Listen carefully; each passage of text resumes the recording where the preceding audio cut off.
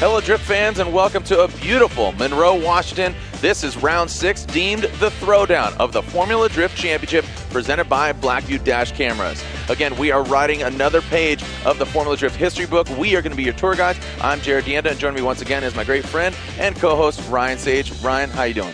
Doing great. Excited to be here in Monroe. It's probably going to be the best weather that we've seen in the past 2 years, to be honest. And in Seattle, it doesn't always come like this. So really excited to be out here. We have a hot championship chase in the mix. Incredible track. Some of the greatest fans. Yeah. And we've seen some great ones, especially coming off Montreal. So this weekend is going to be awesome. Yeah, you bring up Montreal. Again, we've added one round to the overall championship. And I got to say, you know, we've seen some controversy in New Jersey. We saw a great battle in Long Beach. But Montreal, coming out of that, there's a lot of momentum, a lot of excitement about the championship, drivers, the state of drifting. It's just constantly progressing. Yeah, totally. I think you could make the argument that then there was 3 in the championship chase, potentially. I mean, obviously, a lot of guys still have an outside chance, but Frederick Aasbo, Vaughn Gittin Jr., and Chris Forsberg have really established themselves as the most consistent drivers thus far this season, even though their wins have not come easy. No. We've seen guys like Christoph Bluss just looking absolutely amazing, could have won in Orlando, and we're talking about a different chase now. But here we are in Monroe, and looking forward to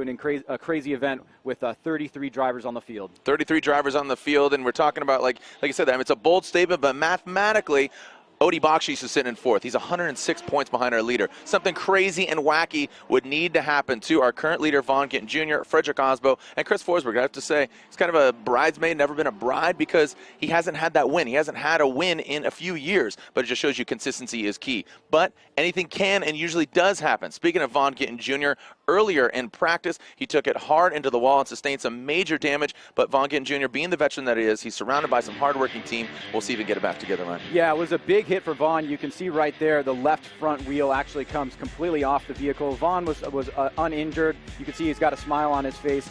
We are hearing from the team that though the damage sustained was pretty heavy, they think that they're going to be able to get the car back in action. But you can see one of the unique things about this accident is with the wheel coming off, it had to be towed in a very particular way, in the way that Vaughn's team needed to happen. And unfortunately, that caused a big delay in practice. So we will be extending practice a little bit for that. But Vaughn may or may not have the opportunity to get back out there and recalibrate and reset the car, which is most likely going to have an impact on how he approaches his qualifying runs. Well, you started by saying 33, so only one driver is going to be watching from the sidelines going into tomorrow's event. But today, it's all about qualifying. And Ryan, if you could, lay it down, what is our event format for today? Well, we always talk about this day being the setup day, where each driver is going to compete in 2 non-consecutive runs. They receive a score on run number 1 and run number 2, but they keep the higher of the 2 scores. 32 drivers move on into head-to-head competition, and ties are broken by the higher qualifying and style score. All right, and we're here with Ryan Lantane to talk about the judging aspect of today's competition and going into tomorrow's. Ryan, this is obviously a really unique track. It's dynamic. You guys have changed it a little bit. Take us through some of the particular actions that you guys took in the redesigning of the track and where the points allocations are going to be. Yeah, so we shortened the outside zone a little bit. What we wanted to do is give a little bit of variety to the drivers, I guess, the opportunity to show a little variety. So at the end of outside zone 1, it ends a little bit sooner. There is a bit of an opening there, if you will, for the drivers to have a variation in how they're going to get from outside zone 1 to the touch and go. And we've seen a lot of different methods, I guess, or different lines going through there, and that's totally fine. All we want the drivers to do is be really smooth and really consistent as they go from outside zone 1 to the touch and go. The touch and go, all they really need to do is get out to that little area and get away from it as soon as possible. They don't have to fill that whole zone. They rotate the car out to outside zone 2, which they do have to fill, and then we have inside clip 1 and inside clip 2. Now we've shortened the track a little bit at the very end, and I don't mean in length, but in width, if you will.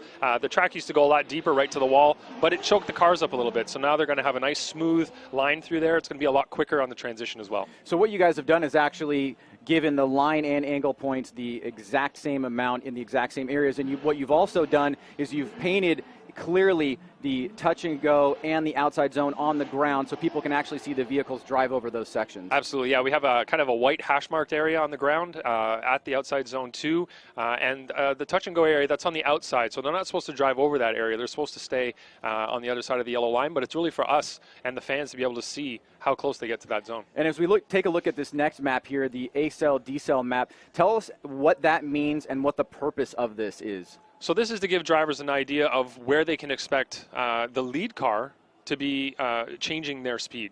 So this is for the chase car mainly, to know where they can expect that lead car to change their speed, to slow down a little bit, maybe grab some e-brake, to readjust the car, so that in the chase position they can anticipate when that action is going to occur.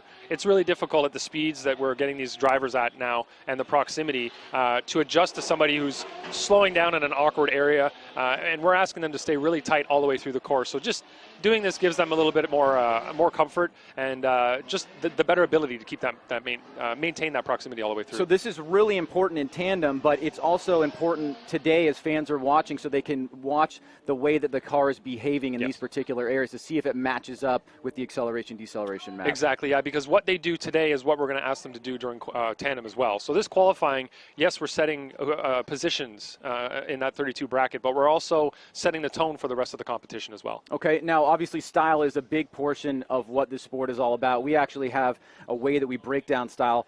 Go through that for us in the acronym IFC. IFC, initiation, fluidity, and commitment. So the initiation side of things, how early are they initiating? We have the 3-2-1 cones out there. As long as they're somewhere in that mix, they're going to do pretty well on how early they're initiating. And then we have the speed at which they rotate the car to angle. Is it really quick? Is it really snappy? You like to call it rate to angle, and I think it's a really good way to describe it. And then, of course, how smooth they are in their initiation as well. As that car rotates, do they get too far on angle and have to pull some back, or do they get to the right amount of angle and just hold it all the way through? Fluidity, so we're looking at how smooth the car is going to be rotating as it goes through the course. We see a lot of different methods, techniques, if you will, to get the car to rotate, and we want to see how smooth that is and how fluidly they flow through the course itself. Commitment, big one for that is throttle commitment. We want to see or hear them on throttle all the way through the course. And if they're off throttle, to be off throttle, grab that e-brake, grab a little bit of brake if they need to, and then get right back on throttle again. And also committing to getting close to walls, throwing the car and using momentum to get to the zones as well. And this is, I mean, we understand what initiation is for, for engaging and starting the run, but fluidity and commitment is really also addressing the points in between the clips and the zones and what the drivers are doing in between those, because sometimes there's not a designated 100% line. You want to give the driver the opportunity to use his own creativity and his own style to get there, but the fluidity and commitment side of the things play a role in that. Absolutely, and this is one of the tracks where we've had one of the bigger zones where we're not denoting a specific line. So from outside zone 1 to that touch and go, drivers can use a couple of different lines to get through there, really, maybe even 3 or 4 lines to get through there. But it really depends when they choose that line, when they choose that method to go through there, how smooth is it? Do they need to kind of correct the line? Do they need to correct how they're getting through there? Or is it really smooth and they make it work and look really good? So we're going to judge based on whatever method they use. It's how smooth and how good it looks as they go through. And if they do make too many corrections to the point to where it goes way overboard, we have a zeros list. So tell us a little bit about what are the possible zeros in qualifying. So spinning out is the major one, of course. That's if you lose complete and utter control, you spin out, you lose control, that's going to be a 0 right off the bat. Opposite drift, so that's drifting in the opposite direction of which the car should be drifting in that area. So outside zone 1, the car should be fully locked to the left. The front wheel should be turned left all the way around that bank, and if at any point in time the car loses drift and goes the other way, where the wheels are turned to the right, that would be considered opposite drift. And then we have hood hatch, trunk, anything that's latchable on the car. If any of those things open during a run, that will be a 0 as well. All right, well, we're wrapping it up here with Ryan Lantane, all of the judging criteria as we get set to get into the top 32. We'll take a quick break and be right back with qualifying.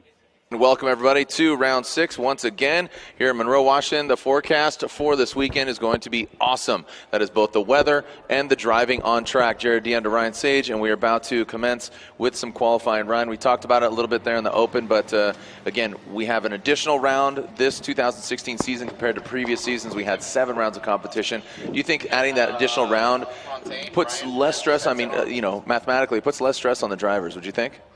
I think so, yeah. As a general concept, having more events is certainly going to allow drivers to have more opportunities if they have a bad event. It also gives those drivers that have really maintained a lot of consistency to take that point spread a little bit higher. But I think Seattle is certainly a very interesting event in the sense that usually it starts to tell the story more firmly about where the championship is going to go. We've seen championships turn at this event. Will the addition of Montreal kind of mix that up a little bit? It certainly will for the guys that weren't able to make it. But I think this track in general brings a lot of really awesome things out from the surface of what goes on in putting your program together, and we always see incredible drifting here. You say the term awesome things meaning anything from accidents to some phenomenal driving to just overall some of the best fans in the drifting world. It was the DMAC Kearney thing a couple years ago. Yep. We saw obviously Hohnadell get his first podium last year, and we're starting off qualifying here with Tanner Foust, who's back into the series. All right, Tanner Foust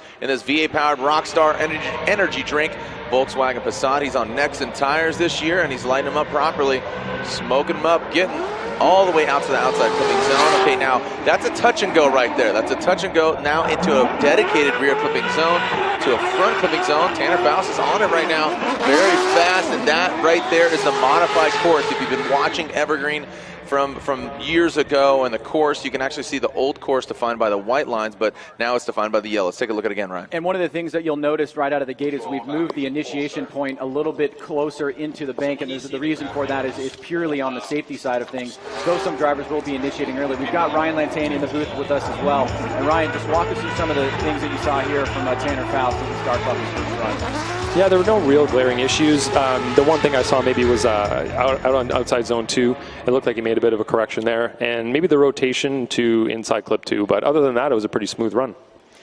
All right, so Tanner Foust waiting his score. Our three judges once again, Brian Eggert, Andy Yen, and Ryan Lantane, getting some insight from him. I think everybody would agree that getting the insight from the judges has really contributed to, let's call it what it is, just education. I think so, and especially when you get into the nuance. I mean, we try to make the way that the judging is seen by the fans as digestible as possible. But certainly, there's so many things going on with these dynamic vehicles. I mean, 1,000+ horsepower stock chassis vehicles that is not seen in any other motorsport in the world. And so you're going to have some nuance when that happens with the inputs that these drivers can put into these vehicles. And so it's good to get a judge's perspective about how they view things and give us a little bit of insight. Scores are in. Scores are in, awaiting the actual up on the board, and there it is, Tanner Foust with an 81, currently our #1 qualifier. That was a joke because he's obviously the only vehicle. So an 81 for Tanner, the Golden Child Foust, two-time Formula Drift champion, and we've said that before. The only competing two-time Formula Drift champion is Chris Forsberg. Not the case here because we will be seeing. We saw Tanner Foust earlier. Did we see him at Long Beach? Was it? I can't recall. I believe it was Long Beach here, and then I believe we're going to be seeing him at Texas, from what I understand. Here we go. Andrew Gray, originally from Scotland, now living in Japan. Power vehicles, his business. Car worked on by Real Street, and it has some Achilles radials on the corners. Nice job getting out to that touch and go. Doesn't get really deep into that second rear zone, but tightens it up. A bit of an off line here for Mr. Gray. You can hear the power. I mean, he's definitely added some more horsepower and did a good job last year at Pro 2, gaining his pro license. Well, it's really interesting to see that Andrew Gray, who's been a champion in the Formula Drift Japan Series, is our 32nd ranked driver. It gives you an idea of the strength and the caliber of the drivers. And Ryan, as we walk through Andy's run, wanted to get a little bit of insight from you on the change of the course from this section forward, why you guys did that, and what you think that will do for the remainder of the event. Yeah, that's something we wanted to do last year. It just didn't work out for us getting it done, and we're happy that we got it done now. Looking at how the cars rotate from inside clip 1 to inside clip 2, previously that you had to go right at that wall, and it wasn't the smoothest line. It kind of got the drivers choked up, and the track really got thin there on the wall. So now it just gives everybody a smoother flow through the course, and I think it just looks overall better. Yeah, it seems to be very fast. I mean, the course seems really fast. I mean, when you showed the original Excel decel map and structured it, with the driver's input, I mean, it's almost full throttle this whole course. It is. And I think that the flow overall, if you time the lap, let's say last year, and you time the lap now, it's going to be a lot quicker just because of that, the finish area. Yeah. Just a lot smoother and a lot more on throttle. A lot better overall. With respect to Andy's run there, as you guys are calculating your scores, I mean, the biggest thing I saw was just being off outer zone 2 a little bit there, and that is a high points total in that area. Yeah, outside zone 2 is 10 points, so he didn't do a very good job. He had a big e-brake pull to try to drag the car out because his commitment wasn't very high. The speed wasn't very high in that area. Definitely a mistake there. But he's had some good runs today. It's probably just the qualifying jitters. Well, there are 33 drivers, Ryan, so only one driver will be watching from the sidelines or watching in the stands for tomorrow's head-to-head battle as we wait for Andrew Gray's score. Andrew Gray, again, the power vehicles, the big sedan, as we are getting the scores tabulated from our three judges. Hashtag FDSEA, just like the airport code for Seattle. Hashtag FDSEA, the battle in Seattle. There's Andrew Gray with a score of 60. So obviously puts him into second position for Andrew Gray. Next on the line, looking across the course here, it looks like it is Robbie Bushido Blade Nishida. Robbie Nishida, also an Achilles radial driver. We've seen him flourish, both him and Ryan Lantain, just coming from Fuji Speedway for a Formula Drift Japan Invitational. Let's see if Robbie Nishida can put it together here on his first run. Nice job, good initiation. Could be a little higher at the bank, but still very exciting. Good speed. Doesn't get out to that touch and go, kind of a shallow line through the power alley. Has the power, just trying to navigate it to the front clip.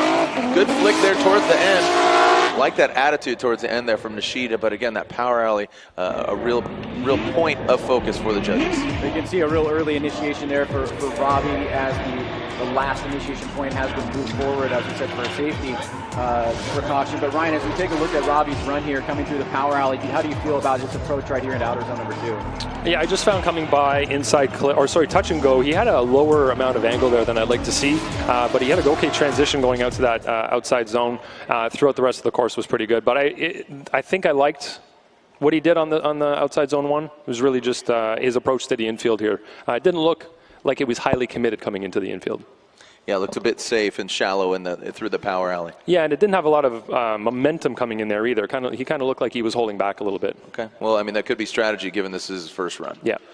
So as we wait for Robin Nishida's score, again, at Formula D, at Formula D on Instagram and all the social media networks, Snapchat, now you got the new Insta video, obviously. So upload hashtag FDSEA, let everybody know you're out here or even just watching online. Here's Robbie Nishida's score, a 72 for Robbie Nishida. I think what I'm going to try to do is with you, Ryan, is I'm going to throw to you as soon as I see you put in your last score into the pad. Does that work for you? That way you All right, and there is Charles Ng. Charles Ng back behind the wheel of his G37. So Charles Ng from Hong Kong, he's been campaigning an S chassis for the last few rounds. Yuha Rintanen's S14, he looked good. Let's see if he can put it together now behind the wheel of his G. Nice job, gets it out there. Great angle about that second hash mark closest to the front clip and brings it on the round. Charles Ng, Sogun Motorsports, G37. Well, taking a look at the replay here, you can see Charles, another early initiation, getting into the bank, trying to ride this as deep as he can in the zone. And Ryan, I'd love to get your impression here and talk a little bit about the touch and go and what the purpose of it is and why it's painted like that. So the touch and go, we painted it in that manner so that everybody can see where it is. It's highly visible. It's not on the track for the drivers to drive over, but it's outside of the track. It's really easy for us to see from where we are.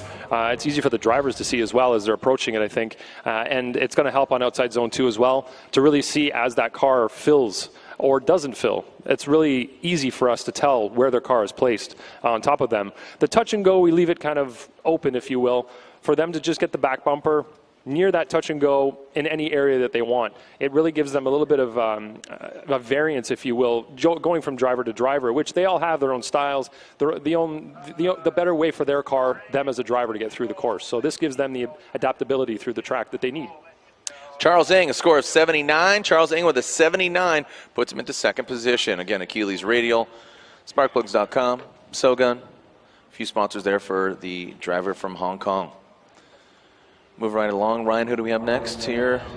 And there it is. Looks like Kenny Moen. Kenny Moen back into Formula Drift competition. We missed him at the last few rounds, but has been doing some other driving behind the wheel of some exotic car, and now here he is behind the wheel of his Achilles Radial Got Bill BMW. Kenny Moen, one of definitely the quickest drivers. Fast Kenny's his name. Drifting is his game. Let's see what he can put down here. Kenny Moen. Nice early drag and getting really close and personal with that wall. Keeps it up there. Good execution on that first rear clipping zone. Similar lines to that of Robbie Nishida's on that touch and go, but does get deep. Killer angle. Maxing it out through the finish line and the prescribed line that the judges wanted, crossing the finish line, basically middle to left is what they're looking for. Yeah, and one of the things that the judges did emphasize quite a bit in the drivers' meeting is that in areas where they're not looking for an exact 100% line, allowing the driver to use kind of their own subjective abilities and their own style in order to get from point A to point B or clip to clip. And you can see there on that touch and go, and Ryan maybe talk about this a little bit, is that the touch and go is just you touch it in one place or another. You don't necessarily have to fill the whole thing, but it's really about the setup getting into outer zone 2. Is that right? Exactly. It will vary. Where they touch that touch and go is going to depend on where they come off outside zone 1. Now, outside zone 1 ends in a specific place, but it doesn't mean that they can't keep on the wall past it. We're not going to hurt them for that points-wise. So some of them like to ride it a little bit longer. Some of them like to get off right at the end. All right, Kenny Moen doesn't get out to the touch and go, but he does grab our #1 spot right now, 82. 82 for Kenny Moen. So a pretty solid score there. Even some, he's going to turn it up, I believe, on his second run.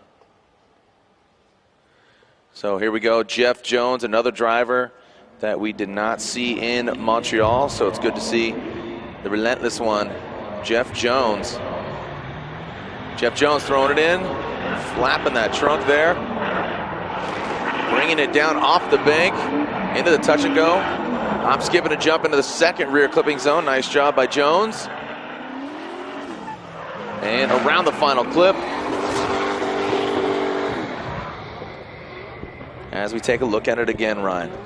Well, Jones has certainly been putting together a pretty solid year, making a name for himself in a number of different tandem battles and really showing the strength of a privateer program. Starting off pretty good here. You can see that the trunk almost coming off in the opposite direction. Gets into that touch and go, bouncing around a little bit. And Ryan, what do you see from Jeff Jones here in run #1? I saw some low angle areas, especially right over the finish here at the last inside clip. You can see that he wasn't really making a big attempt on the angle side of things, you could say, through there. The touch and go as well, it was lower than I'd like to see.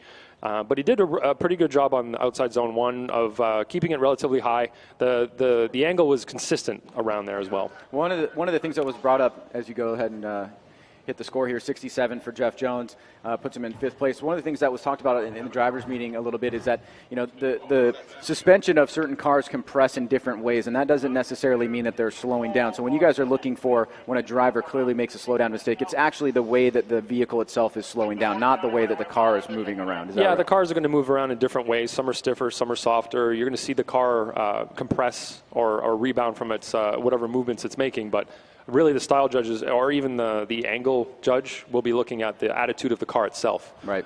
Its momentum forward or lack thereof. So a 67 for Jeff Jones. Next on deck, the Rad Bull, and behind the wheel, Mad Mike Whiddett. I like to call him a mellow Mike. I don't think he's mad. I don't think he's angry. I think he's good guy Mike. That just doesn't sound as characteristic, though. I think he's using mad in a different kind of way. Is he? Oh, like bad? Like not bad meaning bad, but bad meaning good? Yep, that's right. Here we go. He's mad, he's crazy, and he is behind the wheel of the Red Bull 4-rotor twin-turbo MX-5. Nice job. Killer angle right now. Light up the Nitto tires and down into the power alley. Gets out to that touch and go, filling all of that rear clipping zone. Tight to the front clip. The white nose of the MX-5 is blending into the hash marks. Sounding like a civil war out there as the Red Bull Nitto tires, Mazda MX-5 rips all the way through and then some. Just putting some more stank onto there, Mike. Well, certainly seeing exactly why Mad Mike Whiddett carries the largest social media following of all the drifters in the Formula Drift Championship. Just an incredible athlete and driver, and you can see here throttle all the way, making a few minor adjustments there. But Ryan, when you watch Mad Mike drive here in the U.S. as opposed to, say, Japan in different vehicles, what are some of the things that you can spot out? Well, this car's a lot more nervous, and they've had a harder time, I guess, getting it set up. The car that he drove at FDSEA this year was perfect. The way that it reacted, the way that it drove, and the way that he drove it was, you really couldn't fault him most of the time. This car seems like a big handful. It's hard to drive, and I think he's bringing his years and years of experience in to try to tame it, but I think they've figured it out this season.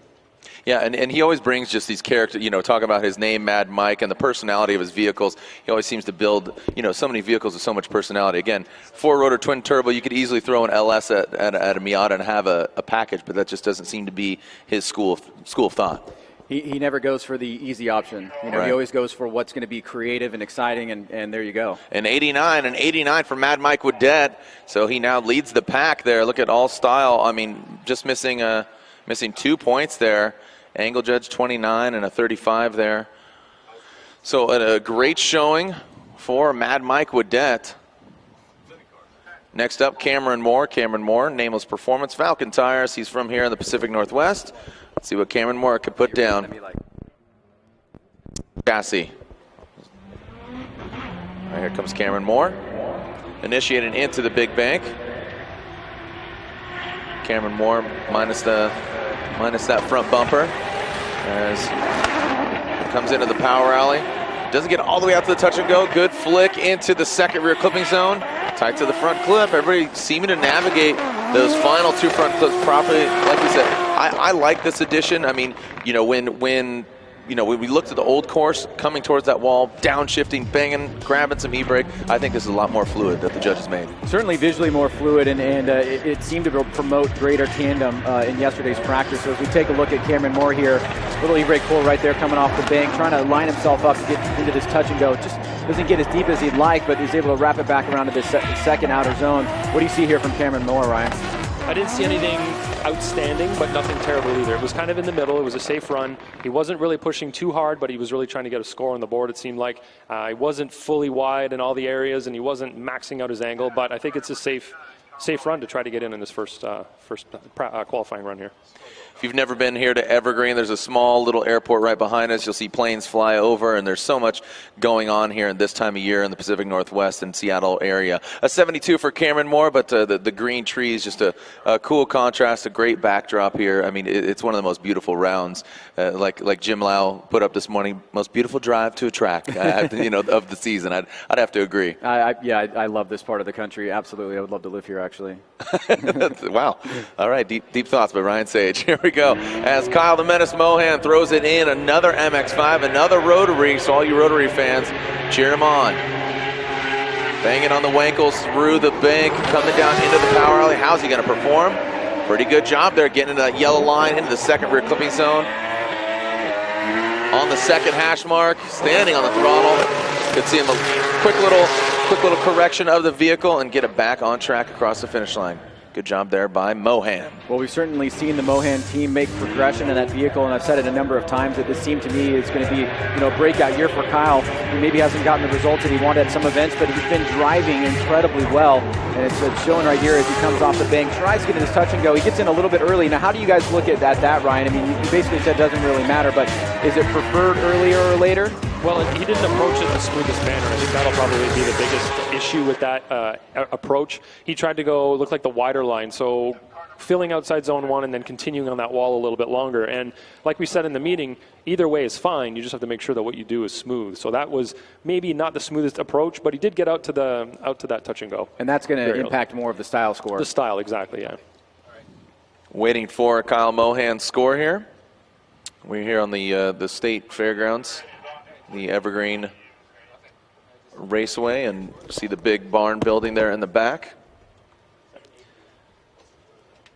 Waiting for the scores for Kyle Mohan. We're seeing our next driver on the start line, Pat Goodin. Passionate Pat in the Injuku Racing. ISR Performance, Falcon Tires, Pennzoil on the hood. Pat Goodin waiting on the start line. And waiting for the scores. And there it is, 74 for Kyle Mohan from Long Beach, California. Mazda Tricks GT Radial MX-5. That's a 74 for Kyle Mohan. As I said, Pat Goodin there on the start line, ready to see his first run from Florida. It is Patrick Goodin. Pat, not a lot of practice time yesterday. He said online that kind of struggling with the vehicle, get it set up, and but when he's on it, he's on it. Let's see, Pat putting it down right now. Nice job by Pat. Shallowing up, but then gets deep in that second rear clipping zone. Off the mark there. Let's see, Pat tightens it up, puts a bow on it, and he does good execution on that final front clip. Pat Goodin, again, just a real fun, dynamic driver to watch when he's firing all cylinders, no pun intended. He's one to watch. Yeah, and it's really interesting. Actually, a good opportunity for fans at home if you go back and look at the A-Cell D-Cell map, watching the drivers that go through the course to see if it matches up with those areas. That A-Cell D-Cell map was actually created in the drivers meeting with the drivers in terms of where that they are on and off throttle lift, which is not necessarily what the ASL-BSL map is supposed to do, but Ryan, maybe you can tell us a little bit more in clarity about what you guys are trying to obtain with that. We're trying to give the drivers in tandem a good idea of where the lead car is going to be making some major slowdowns, where they're going to be on the throttle, so the chase car knows where they can be sure to be on the right on their bumper, right on their door, all the way throughout that on throttle area. They know they're going to slow down here. Well, that means I'm going to have to anticipate maybe a slowdown as opposed to a sudden slowdown when they're a foot away at 80 miles an hour. Pat Goodin with a score of 71, a 71 for Pat Goodin. ISR Performance and Juku Racing Falcon Tires, Pennzoil S13. Next up, our Pro 2 champion from last year, Alex Geilbrunn. And there you can see our Hankook qualifying leaderboard. Mad Mike Whiddett with an 89. You got Moen with an 82. Foust, Ing, and Mohan rounding out the top 5. Alex Geilbrunn, let's see if he can throw it down.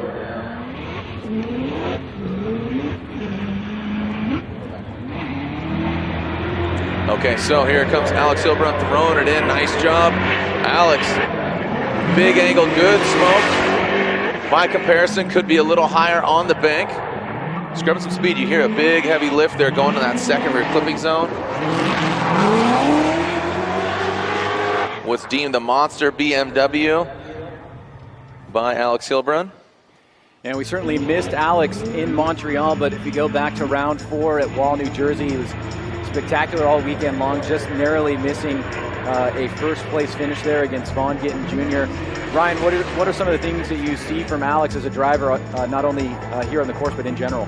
Well, right here we saw him coming into the touch and go with not a lot of momentum. It looked like he missed it, but with low angle too. It wasn't really an aggressive run necessarily, and then he kind of overshot as he went into the outside zone 2. Seemed like he went in there a little bit, maybe too deep. He wasn't placed early enough, so he overshot it a little bit, which got him off of inside clip 1, unfortunately. So the line score will suffer a little bit through there. But you know what? I remember seeing a lot from him in Pro 2, and it set the bar pretty high. He's unfortunately missed last round, but it was really fun to watch him in Pro 2, and it looks like he's maybe having a little harder time adjusting to the pro level, but still a great driver, of course. It's just trying to find that groove. Finding the groove, and he finds himself a 74 for Alex Geilbrunn. Nitto Tires BMW, the ISR. The Peruvian driver, Alex Geilbrunn, in his Formula Drift rookie pro season. Certainly a good example for Pro 2 drivers or even Pro-Am drivers looking to get into the Pro Series in terms of the preparation for the Pro Series. Juha Rintanen, we've seen him for a few years. This is a new vehicle for him, the S15 chassis. Got the flaming skull on the side. Let's see if Juha Rintanen, the Finnish driver, could put it down. Good execution. You see a correction there from him right before he exits the bank all the way into that touch and go. Feeling it more of like a clipping point versus a touch and go. Not the most precise run, you know, had some corrections there, especially on initiation. And once you get kind of thrown off, Ryan, it really doesn't set you up for success throughout the rest of the course. We'll be interested to get Ryan's take here. I mean, you can see from initiation here as he gets into the bank, trying to find that positioning for himself, lock into that line. And as he comes off the bank, he gets into the touch and go a little bit late, and it looks like it makes his line into outer zone 2 a little bit wonky. Is that what you, or slowing down a little bit with a little bit less fluidity? Yeah, he had to rotate the car and really try to slow it down to get to outside zone 2. It looks like he was going to overshoot it quite a bit, but he was able to get on the brakes and then try to rotate the car, but he kind of rotated it into and through the zone as opposed to before it and then fill it, which then kind of threw him off for the rest of the run as well. Let's see what we got here for the Finnish driver, Juha Rintanen. As we await, you can see the fans, casual Friday here. Some people skipping school, skipping work, or still just out on summer break. Juha Rintanen, a score of 71, puts him into 10th position as it stands. Ryan, we're hearing word, Pat Merdon, he got into the wall earlier in practice, and update with his program. Just looks like he's going to miss run number 1. We expect to have him back for run number 2, and hopefully he'll be able to find his way to the grid. All right, so Pat Merdon foregoing his first, Farouk. A little bit of hesitation there, kind of crawling into that initiation. You see some wavering. He was another driver on social media, said having some issues with his vehicle, struggling, trying to rack their brain on what would be the ideal setup. Farouk competes in the Golden Gate Drift sanctioning body up in Northern California and takes out that final clip as Farouk having one heck of a time there. Yeah, and drivers, you know, they will use different setups for qualifying as opposed to tandem, and you know, many of the vehicles actually have the ability to change some of the suspension settings in real time, and you can see how important of a factor that is when you're accumulating data and practice, trying to figure out how much tire wear you're going through and what you're doing here. What do you see from Farouk here in his run number 1, Ryan? Yeah, he never really looks settled all the way through this run, especially on outside zone 1. It looked like he was struggling with the car, trying to keep it at angle without going up into the wall, and even down into the infield. He didn't do too bad of a job angle-wise anyway at inside or at the touch and go, but the car just never looked like it was. He didn't look comfortable in the car. He looked like he was fighting it the whole time. Yeah, especially on that initiation, you kind of saw him like roll into it. Yeah, but that is actually judging from his qualifying, you know, comparing. He was a lot higher now than he was in qualifying, or in practice, sorry, so this is good. All right, Farouk with a 56, and fortunately for the drivers, they just basically need to make top 32. So every run counts, every point counts. You just want to make it not in that number 33 spot. So here we go. Next up, Jonathan Castro. Castro, who we've seen some great success behind the wheel of this GT86 on Nexen tires. So I'd like to see him do well here. The Dominican Republic flag on his roof. See him nose down the power alley into that rear clipping zone. Kind of late flick there. You kind of see him hesitate. Fluidity, I think, is really lacking there, especially, like I said, getting that touch and go, and then he threw it really late at that second clipping zone. It's kind of a weird line. Well, it seems to be a little bit of a domino effect here in terms of if you don't have the right line, you're coming off the bank into the touch and go, you're most likely not going to have the most solid line and the ability to maximize the angle into outer zone 2. Is that kind of what you see here from Jonathan? Yeah, as he came off of outside zone 1 to the touch and go, his wheels actually went straight. The car stayed at angle, but he definitely understeered a little bit there, had some issues, and it just snowballed from there. Flicking the car at the outside zone didn't really work out for him. He almost over-rotated, kind of had to catch the car and get back on throttle. So not a pretty run. Definitely made some mistakes, but he got a 59. And there it is, a 59 for Jonathan Castro. Jonathan Castro with a 59 puts him into 13th position. Looking across the course, looks like Jeff Stonebeck from Pennsylvania. He's on Hankook tires in this 370Z. Saw him, he looked strong earlier in practice. Let's see if he can put it together here when push comes to shove as Stonebeck. Nice on the bank. Talking about being settled, he looks just that. Very poised into the touch and go, filling the rear clipping zone. There's blood in the water. Nice job by Stonebeck, brings it around. Good execution there by Stonebeck. Ryan. Well, certainly one of the more fluid runs that we've seen, especially from the touch and go to outer zone number 2. You can see he locks into a line here. It's nice smoke line coming off. Great throttle control, just staying maxed out here. It was pretty deep right here into the touch and go. And then Ryan, I love that transition back around to outer zone number 2. Yeah, he did a really good job of placing the car. And like Jared said, the car looked really settled all the way through the run. He looked confident in the car, didn't have any real issues. Again, not an outstanding run, but just a really comfortable, very smooth looking run. Very noise. Yeah, ticking all the boxes. It looked like the fluidity was just spot on. I mean, you saw minimal corrections from his front wheel, from the bank to that touch and go. Just kissed the touch and go. He hit it early, then it allowed him to get out to that second clipping zone as he gets at 82. Yeah. So reflected in his score. Attaboy, Jeff Stonebeck. Scores an 82, puts him into 3rd position. That's just his first run. Remember, everybody gets 2 non-consecutive runs. Moving right along, Matt Coffman. He's another driver from the Pacific Northwest. Here comes Matt Coffman.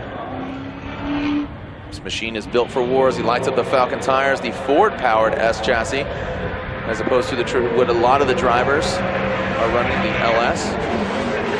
As far as when they run a VA package, nice job. Gets out to that touch and go, fills that rear clipping zone. Attaboy, Matt Coffman knocking down the front clip. Oh, and a big rotation flick.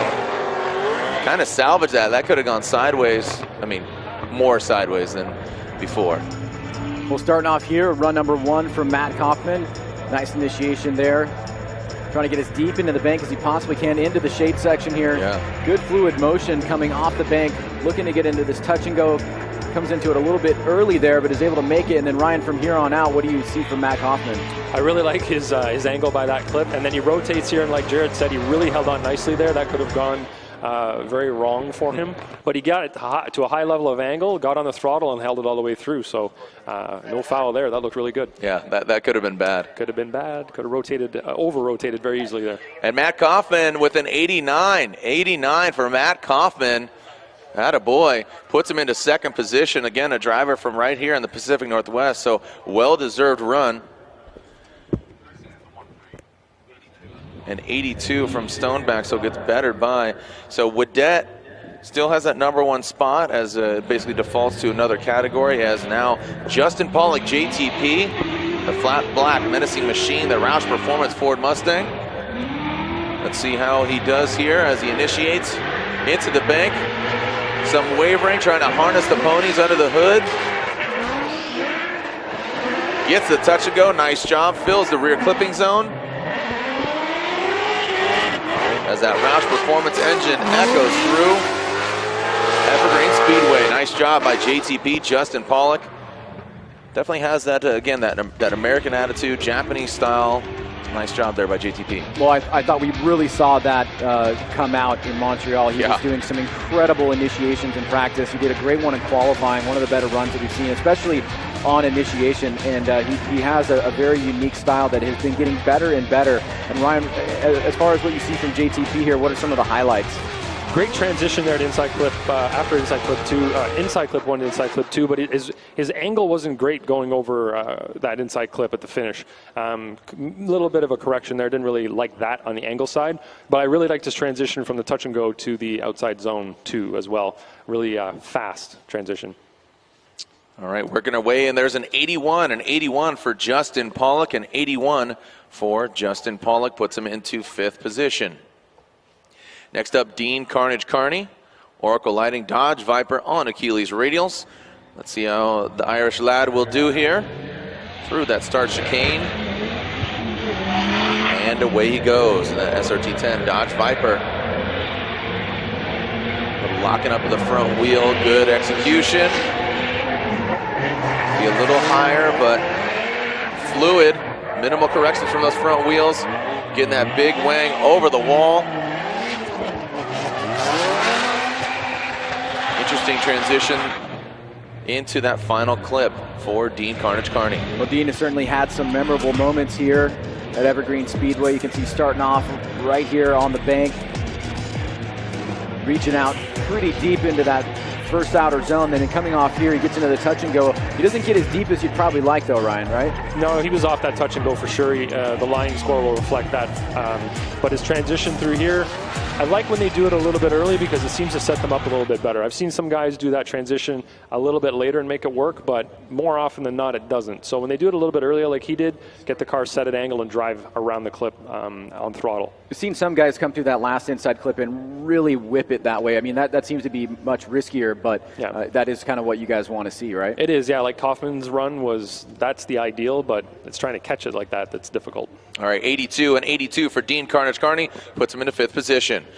Christos Bluss, he had the Instagram takeover. The Latvian lover got his first podium in Orlando, almost taking out Frederick Aasbo, which was, I got to say, one of the most exciting runs of the year. One turn away from taking out One cone away. One cone to rule them all. We'll see if the Latvian driver, we did not see him in Montreal, so it's great to see him. And that mass-powered, the V8-powered BMW, Christos Bluss, lights him up into the bank. HGK Racing Team, Achilles radials. Almost gets out to the touch go, just a bit shy. See the car and the attitude of it, rocking back and forth, and then rocks it past that final clip. You know, kind of choppy here and there. Liked his initiation, but then coming to the power alley, kind of left some points on the table. Yeah, and if you're interested in kind of getting some of the behind the scenes of what goes on at these events, I definitely encourage you guys to watch the Formula Drift Insider on CBS Sports. The episode where Bluss did really well at Orlando it's got some really heartfelt moments and comical moments, and it's really exciting to see these guys. But if we take a look at the run here, Ryan, give us a little input on Christos Bluss. Coming off outside zone 1, I saw that his front wheels weren't exactly at a high level of angle, but then he poured it on as he came into the touch and go. And like you said, there was a little bit of a correction there. That wasn't settled. The car looked like it was moving around a little bit. But other than that, overall good run. 83 for Christos puts him into 3rd position.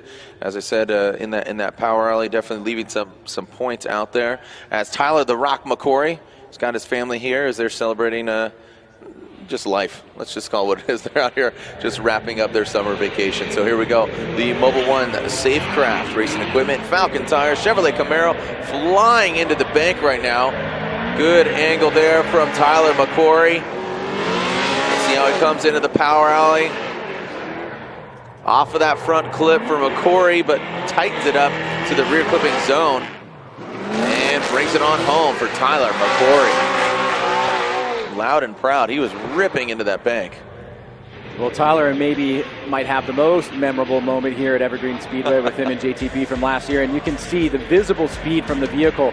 Does a great job staying deep into that zone, comes off the bank right at the right moment here, and then he gets into the touch and go. Doesn't get as deep as you'd like, Ryan, but how do you feel about the run from Tyler overall?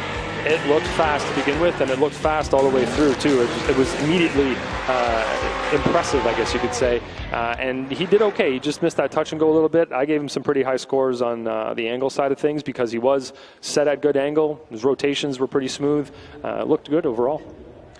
Waiting for Tyler Mcquarrie's score to see how he throws down as we are quickly expediting our scores, or our drivers. An 85 and 85 for Tyler Mcquarrie. We're currently at, currently ranked 13th is Tyler Mcquarrie, so we'll go through 12th all the way to 1st, and then we'll start back at the bottom again. As next up, looks like Alec Hohnadell. Alec Hohnadell will be next, and not seeing a pull to the line yet. I could see him there in the distance. Lighting up his necks and tires. In Juku Racing Gittin's laboratory, he's in a V8 supercharged S14 chassis. All right, let's see how Alec throws down here on his first run. Alec Hohnadell, been one to watch. Some people were saying, and I kind of agree with them, one of the most exciting battles from Montreal, Canada was between him and Chris Forsberg. Just toe-to-toe, wheel-to-wheel, door-to-door, an exciting race. Kind of lacking the angle. You see him now pour some more on there from Hohnadell. Coming down into that touch and go, feeling it not necessarily what you want to do. Brings it together, kind of salvages it. Oh! Ryan, this is something you kind of want to look at here. When he approached that final front clip, he really went beyond the yellow line. There will be a point deduction there, but take a look. I mean, it seems like he starts out lacking angle and then he throws more at it. Yeah, you can see not getting right to the angle that you'd like on initiation, but does a good job staying deep into that zone here. Now as he comes off into the touch and go, gets into it early, transitions back around, and then from here on out, Ryan, what do you see from Alec? Yeah, he did put a tire off there, definitely, and that was almost 2 tires off there. He definitely had that inside right tire, front tire over the line. The driver's side tire was pretty much on the yellow line. It won't be a 2 tire off deduction. It'll probably be a major 1 tire off deduction from the line judge, but not the cleanest run from him. We've seen better, definitely in practice, so he could clean that up in the next one. Yeah, he's a dynamic driver. He's fast, but would you agree he kind of threw more angle at it? He progressively put more angle in the car? Yeah, the angle was definitely low on that first section. Not the prettiest on the first section of that outside zone. I get that. Yeah, but he poured it on eventually. Yeah. The notorious quote that I said, not the prettiest as far as Mad Mike in Atlanta, but it's all fun and games, right? Alec Hohnadell with a 75. Hohnadell was part of the Maximum Drift cast, got some words with not only him, but his father as well, who's a part owner of the team, as the Hohnadells family here in the pits. And what? I was just going to say, I think that maybe that's your next tattoo. Not the prettiest. Not the prettiest? Definitely not. Here we go, Michael Essa. We'll see if he can put down a pretty run there. Good angle from the loudmouth exhaust, BMW on Achilles radials. It's great to see Essa back behind the wheel of a BMW who campaigned another vehicle just a few years prior to this. But the BMW seems to be working out for him. An exciting driver to watch is Michael Essa.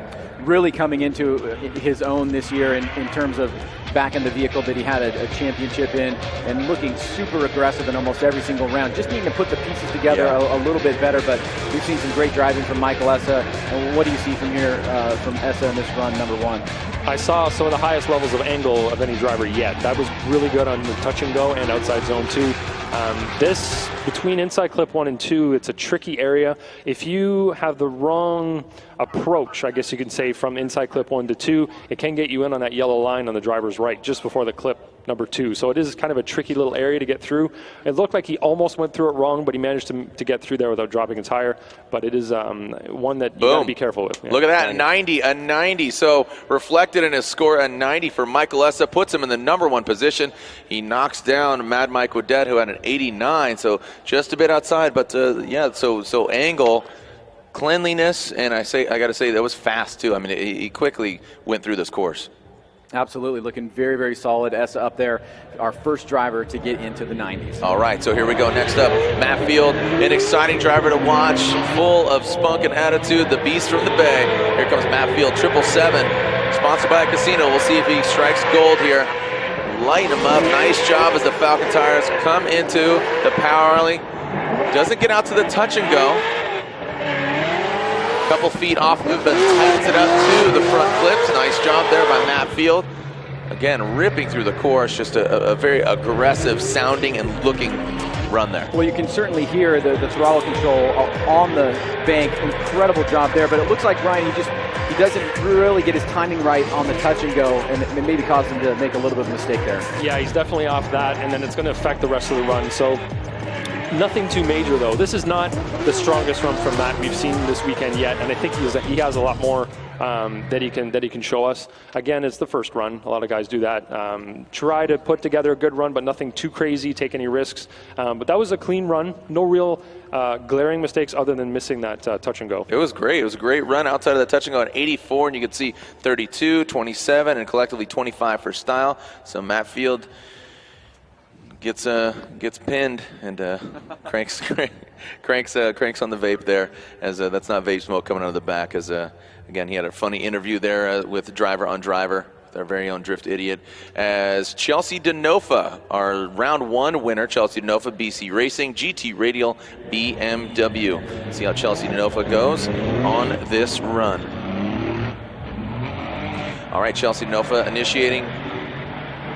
Kind of an interesting, it was like there was no smoke coming off the car. It was just kind of drifting and hanging there. And now it seems to be turning it up and into the second rear clipping zone.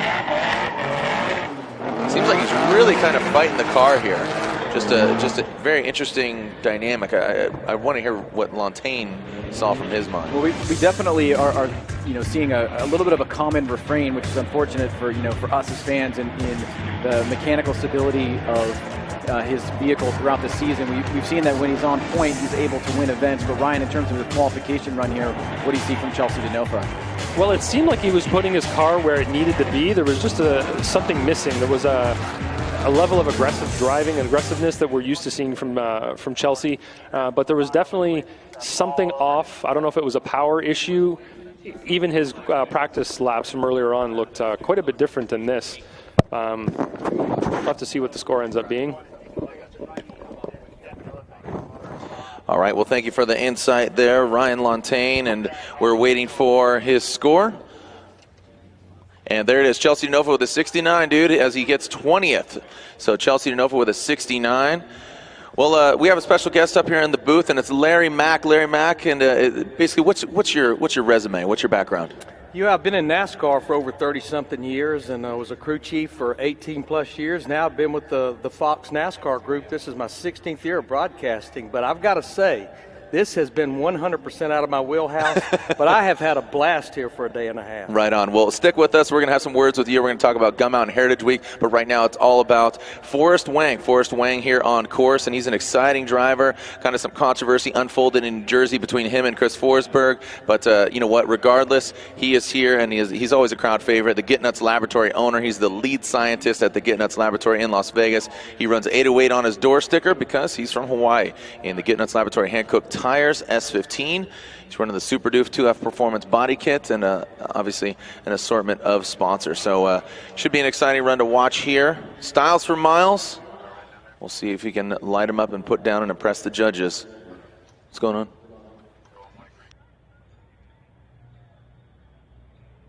All right, looks like we got a little delay here in the action. Well, it gives us an opportunity. Larry, you're part of the Gum Out team, and you're an ambassador for Gum Out, and we're talking about Heritage Week. Ryan Tuerck, he's up next. He has a livery on his vehicle celebrating Heritage Week. What is Heritage Week?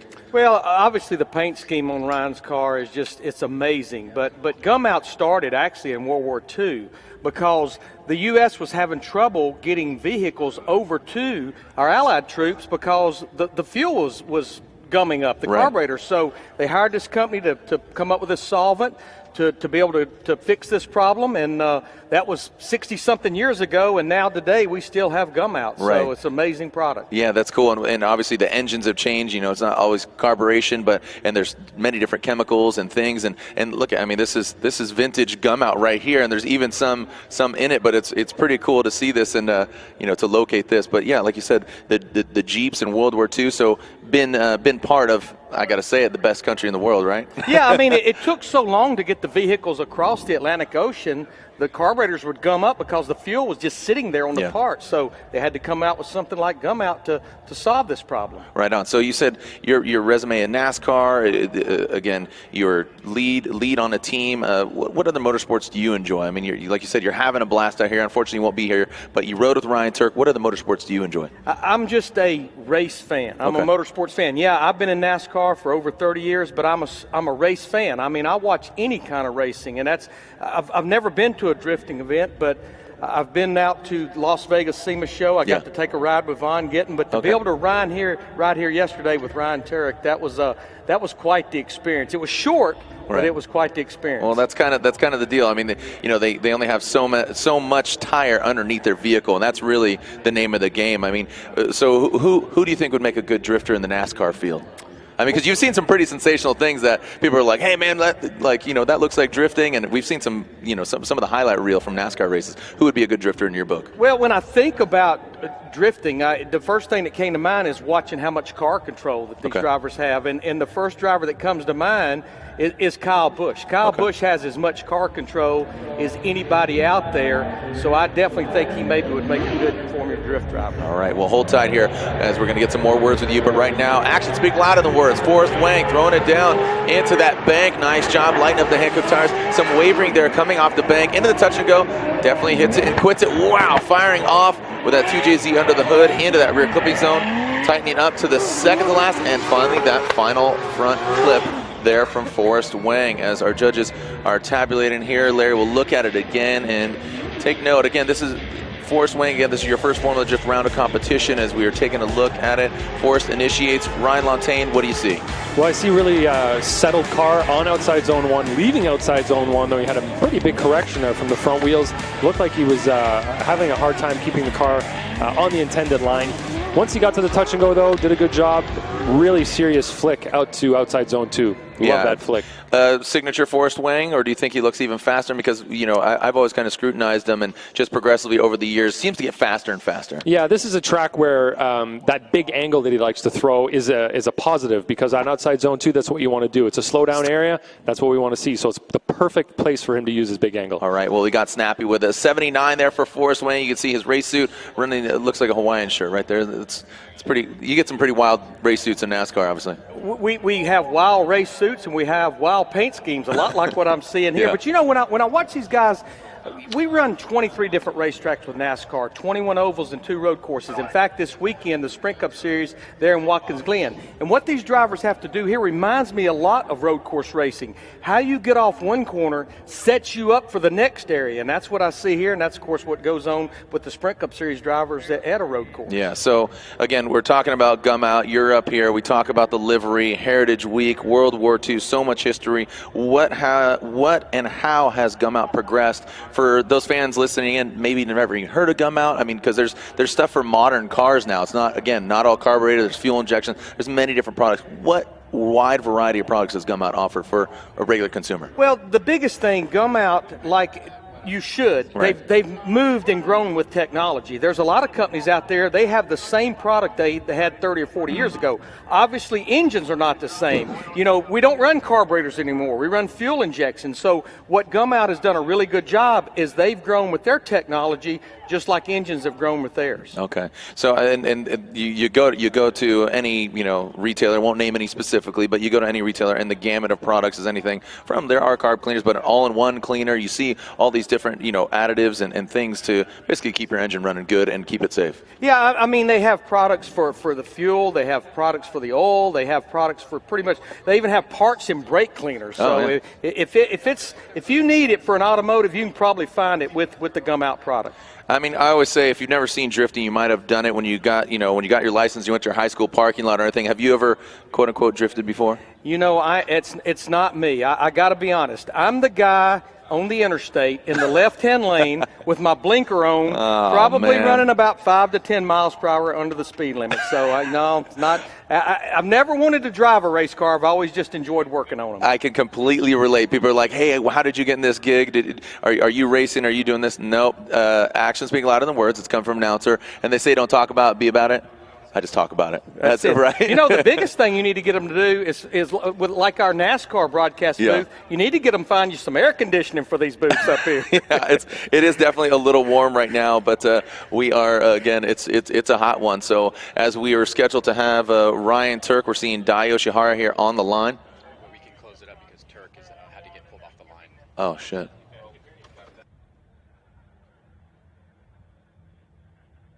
All right, so we are finding out that Ryan Tuerck had to get pulled off of the line. So Yoshihara is up. Larry, we'll see if Ryan can make his second run, but thank you so much for your time. It was my pleasure. Sometimes I push the wrong button too. So it's one's right in front of me. Here we go. Yoshihara, turn 14 distribution, V8 power turbo BRZ as Yoshihara ripping through the course. Nice into the touch and go. Again, the Formula Drift champion.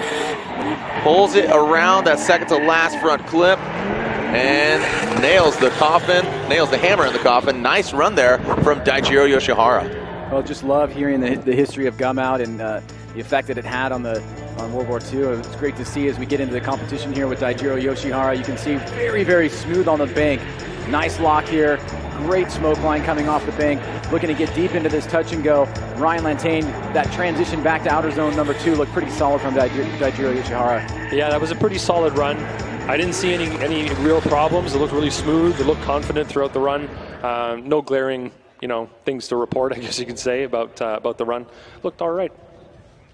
So Ryan, we are hearing that Ryan Tuerck got pulled off the line. Was there an issue or something? What happened there? Just hearing a little communication over the radio that he was having some problems with his vehicles. We did see him push the car back off the line. So at this point, he'll basically have 2 options. He can call a competition timeout and save his first run, and then he won't have a competition timeout for tomorrow, or he can just get rid of run number 1 and go right to run number 2. Yeah, I'd have to assume that it's probably going to be the second and just put a score on the board. An 87 for Yoshihara because an 87 puts him into 4th position. So because talking about competition timeouts, it's a 5-minute allotment. You get to work on your car. It would be strategic if he just kind of holds on to it and saves it and does a second run. I would say that the percentages are in his camp that he's going to be able to go down and put down a top 32 run, but there is that 33rd driver, so if he goes out and zeros on that run, he's going to have a big issue. Yep. Here we go. Ken Gushi, Nexen Tires, Gushi Performance, Gushi Racing, SR by Toyota, GT86. Nice job into the rear clipping zone. Another 2JZ powered vehicle. Brings it into that final clip. The Goosh is loose. His first run there for Ken Gushi.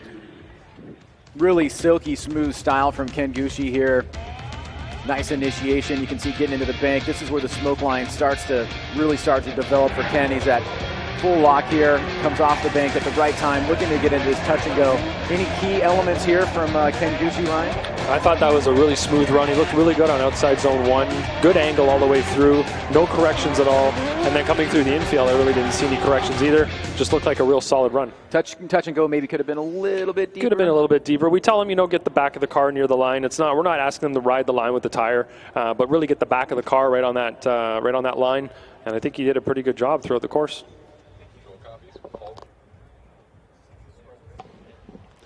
Scores are in as we are waiting for Ken Gushi's score, and there it is, 86. 86, very befitting there as he's in the GT86, puts him into 5th position.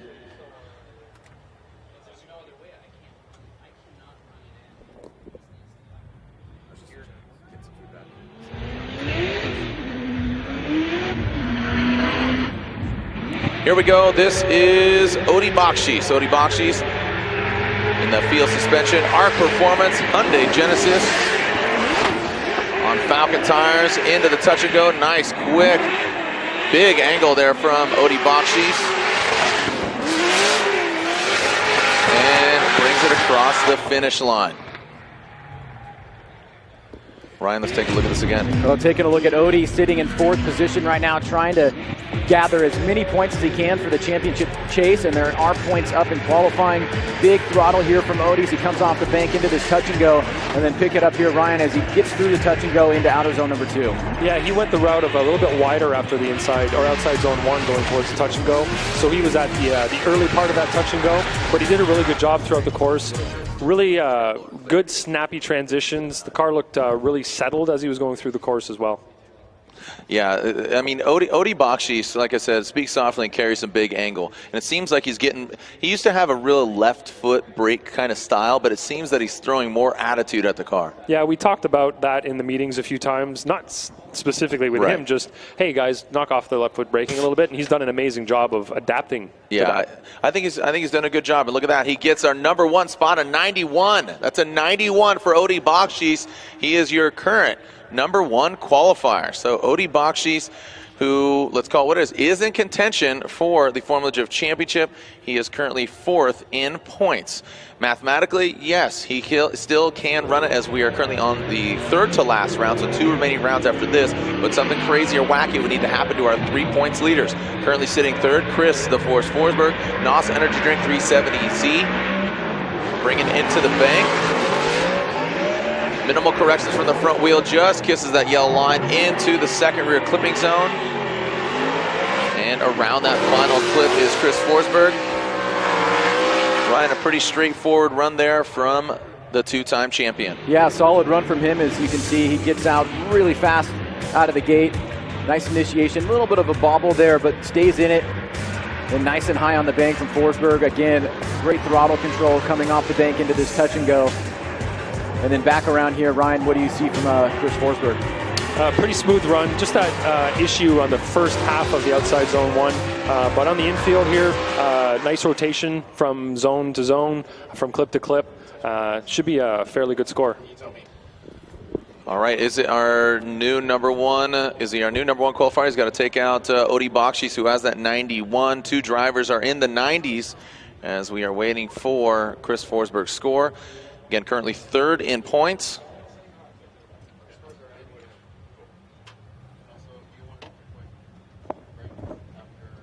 And there it is, an 87. An 87 puts him into 6th place. An 87 for all smiles, Chris Forsberg, as we are now waiting to see Fredrik Aasbo, the defending Formula Drift champion, the Norwegian Hammer, Rockstar Energy Drink, Nexen Tires, SR by Toyota TC. And here comes Fredrik Aasbo down the pipe. Good angle, good smoke coming off the car. Sometimes that car can look twitchy. It looks like just as I say that, see some corrections from him from the front wheels, filling that 2nd rear clipping zone.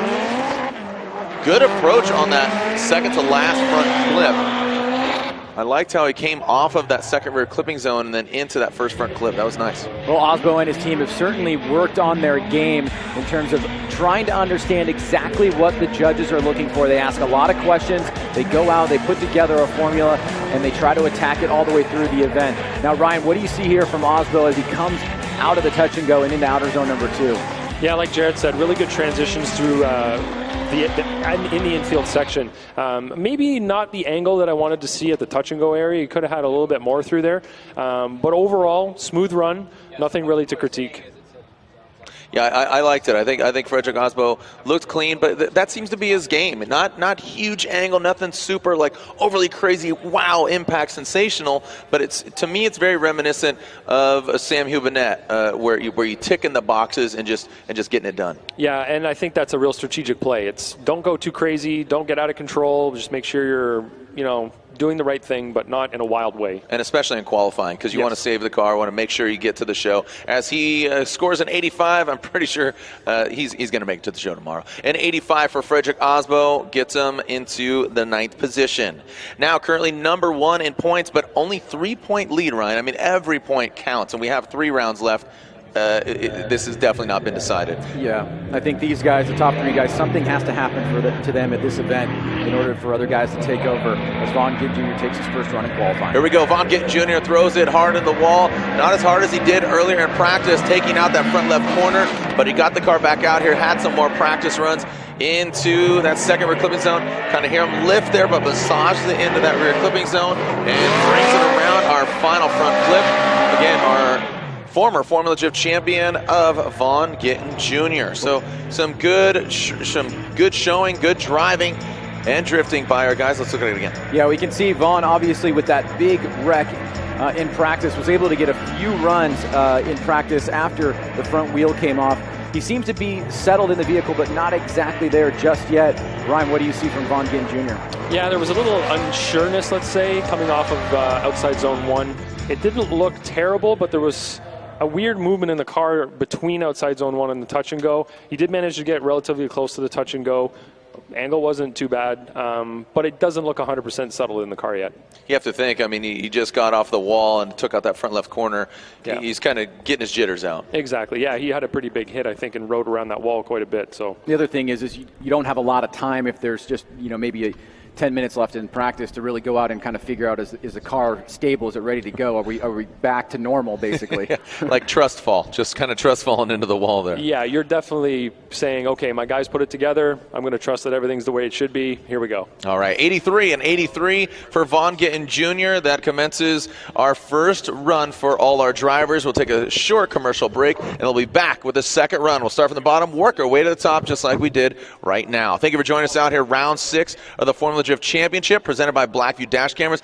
Literally moments before we come back and see our second run from all our drivers.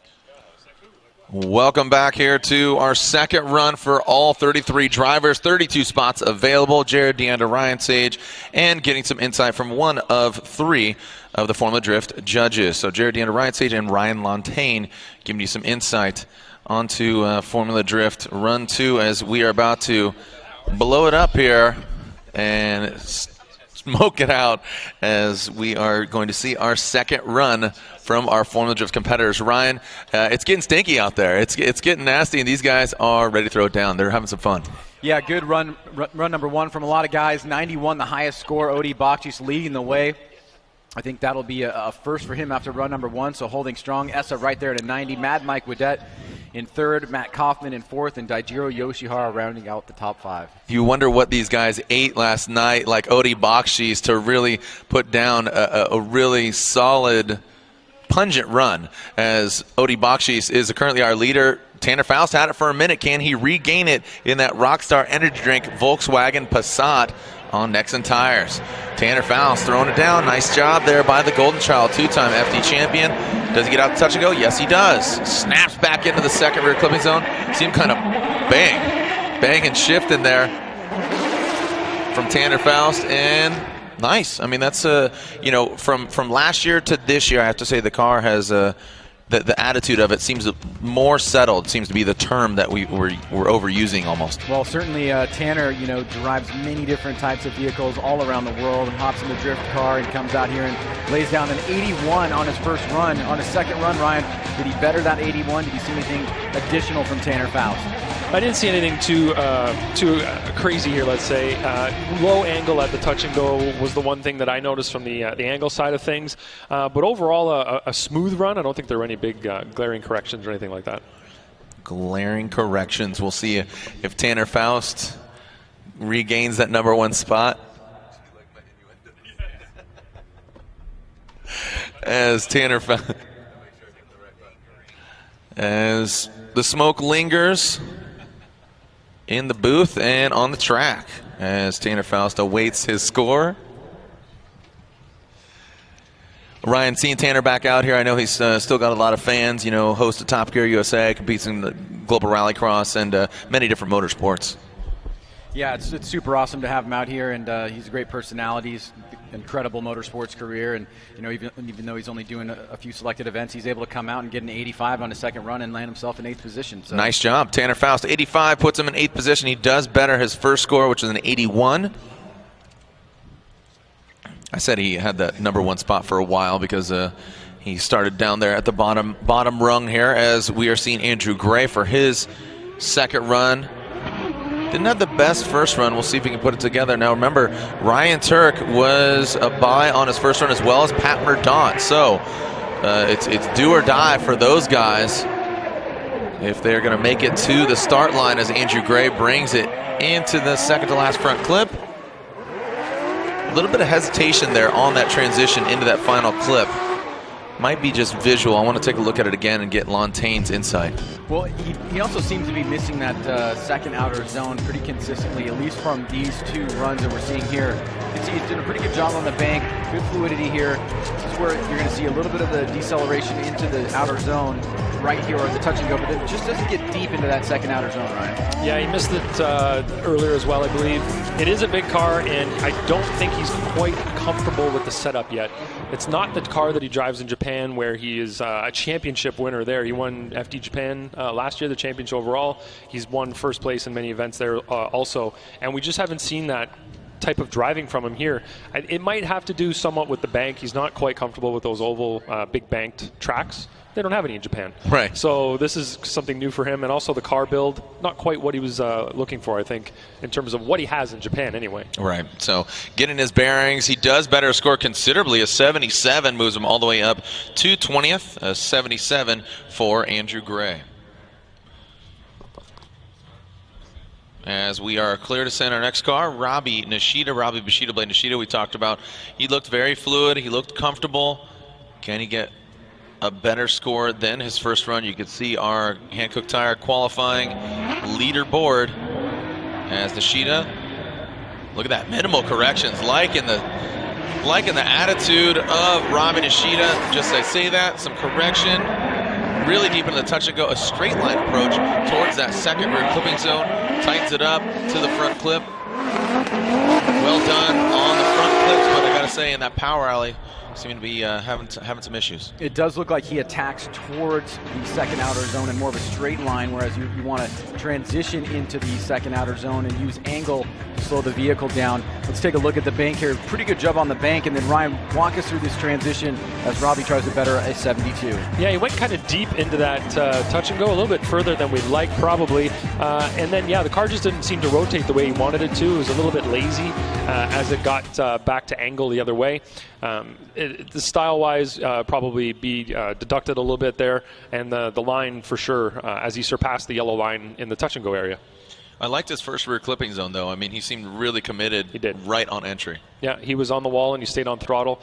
It's a car that it seems like it works really well on throttle, but it might be a little less drivable when he's off throttle in the slower sections. Gets pretty loose, and that's why you kind of straighten up and beeline towards that second rear clipping zone. A 79 there from Nishida puts him into 19th position. He does better his first run, so seeming to be a trend here of just getting comfortable with the track. I mean, because you know they had practice yesterday, they had practice this morning. But Ryan, what do you think of the changes to the track? Or we'll get it after Charles Ng here. We'll discuss that. I think it's putting on a good show. Here we go, Charles Ng, Sogun.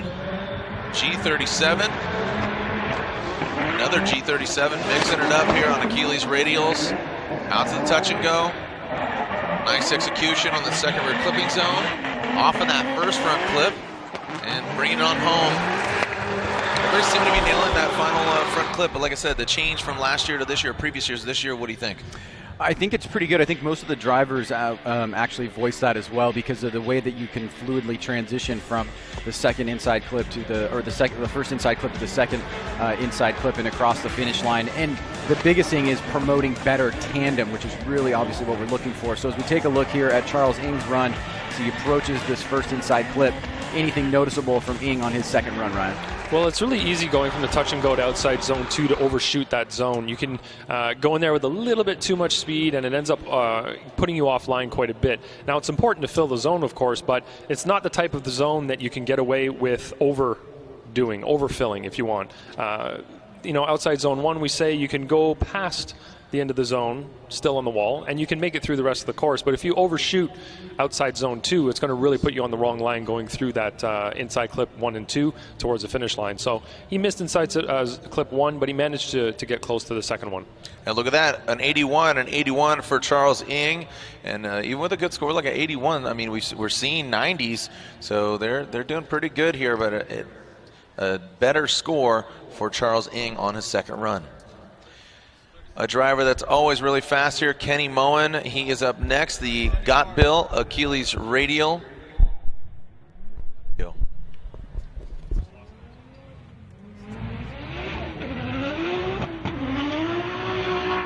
All right, here we go, Kenny Moen.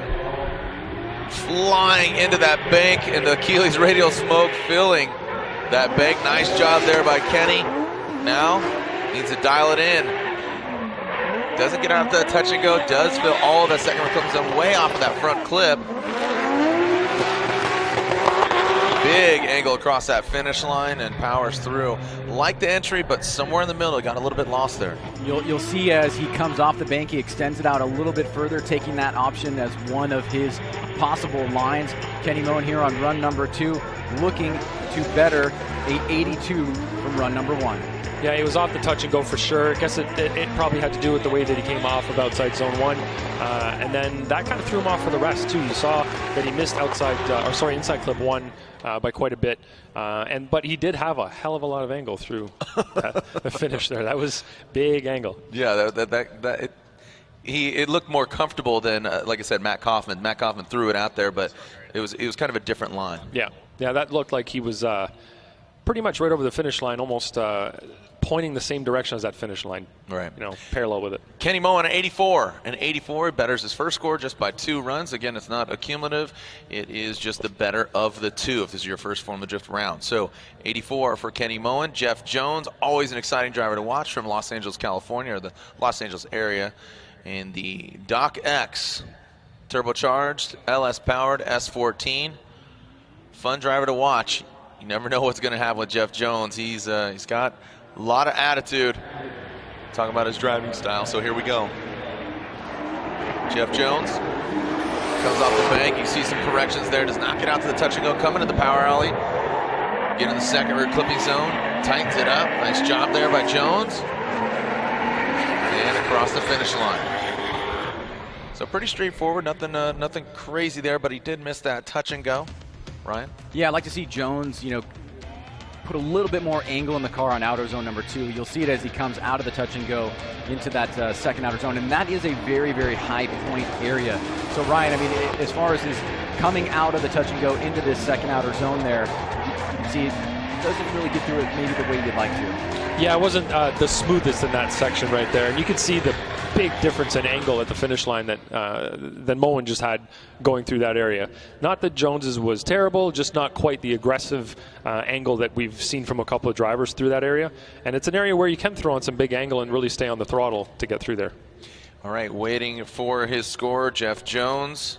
And there it is, 73. A 73 does better his first score. So again, Ryan, we're seeing some big scores being thrown out. I think, again, Pat Mordaunt, Ryan Tuerck, are there any other drivers I'm leaving out here that we did not see a first run from? Those are the only 2 that do not have a score, so we'll definitely be keeping an eye on those drivers.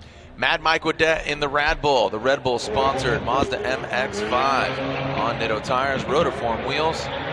THROWDOWN, part of the iLab team. Sweet as brew. Then massages it back up high on the bank, firing away into the second rear clipping zone. Doesn't get as deep as he did on the first run. Tightens that front clip, bogging down. See him kind of shifting gears there. And bangs away across the finish line. Ryan? Looking to better an 89 is Mad Mike Whiddett. I don't think he's going to do that. You can see he puts a big angle in the car, then he pulls a little angle out, has a flub right there. It's really going to be from that second outer zone to the first inside, or rather the first inside clip to the second inside clip that he makes a bigger mistake, Ryan. Yeah, I didn't see the car looking as settled as it did on his first run. It looked like the car was moving around quite a bit. That transition right there was, the car almost kind of not stalled, but almost paused a little bit as he was rotating. He didn't look as comfortable on this run. The car, I don't know, it just didn't look settled. It didn't look like it was doing what he wanted it to do. Moved around a little bit more than I'd like to see it.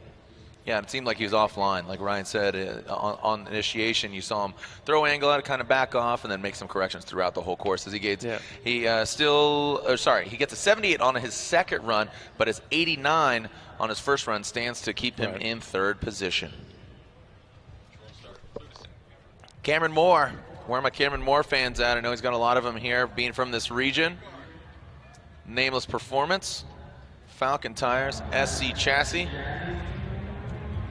His dad's a spotter. He's in his ear, giving us some insight on how to throw it down. Here we go. Cameron Moore initiates. Looks like he found his front bumper and it's back on, ripping into the bank. Nice job by Moore. The tires barking for some more. Way into that touch and go. Oh, too much. Firing past that front clip and the second one. Definitely going to get dinged on how deep he went into that touch and go area. Again, not a rear clipping zone. So Cameron Moore starting off on run number 2. He's looking to better a 72, Jared. We'll see if he's able to do that. Trying to get settled here and lock into that line. He started kind of a little bit mid-line, then went higher. As he comes into the touch and go here, he goes real wide though, Ryan. Yeah, right here you see a lot of e-brake corrections from him coming off of outside zone 1, coming towards the touch and go as well, and then he went way too deep in the touch and go. It looked like he was trying to push a little bit harder than on the first run, really give the fans a show, and just kind of miscalculated in a couple of areas and ended up hurting him. Waiting for the score here for Cameron Moore. And 72. A 72 puts him into 20, or excuse me, he gets a 64 on his second run, but a 72 off of his first run holds him into 26th position. Ryan, who do we have next? Ryan, update? Kyle Mohan. Kyle Mohan on just there on the start line, but we unfortunately, okay, let's see. Yeah, we got Mohan after this, Pat Goodin, and we were scheduled to see Patrick Verdon after that, who we saw him going to the wall earlier in practice. Kyle Mohan right now. Nice, the killer B right now. Whoa, straight line into the power alley. Transitions into that second rear clipping zone. Running through the course very fast, but I think you'd all agree that he had a very straight line approach into that power alley. Well, he is sitting on a 74. He's looking to better that. He has a little bit of trouble from the touch and go and also from inside clip 1 to 2. Ryan, what are some of the major things that you see from Kyle Mohan here as he comes off the bank? Yeah, he did miss that touch and go. Big rotation there, but then he had to kind of pull some angle out. A lot of bobbles. What concerned me here was that big pause as he was coming up to inside clip 2. The car rotated, but he really needed to get on the brakes. That was a halt from the car there. That was one that wasn't just a suspension, but the car overall kind of pausing. All right, you see our fans out here, hashtag FDSEA. Let everybody know you are here or watching. Formula Drift Seattle, share the link and let everybody know what's going on. Ryan, you still give me that announcement on the other mic. 74, a 74 for Kyle Mohan, a 74 on his first run. Holds him at 24th. He got a 72 on his second run.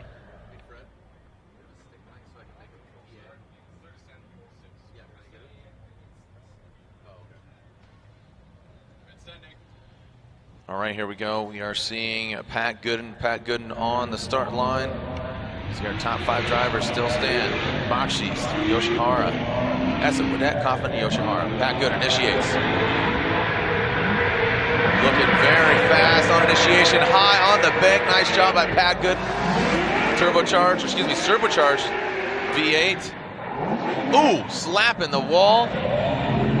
Big time. Shuts it down. Pat Goodin does have a score on his first run, but unfortunately for Pat, he'll shut it down. That'll be 0. Yeah, unfortunate little turn of events there for Pat Goodin. You can see into initiation, looking pretty decent, mid-high line, trying to get way up into that wall. Big throttle here from Pat.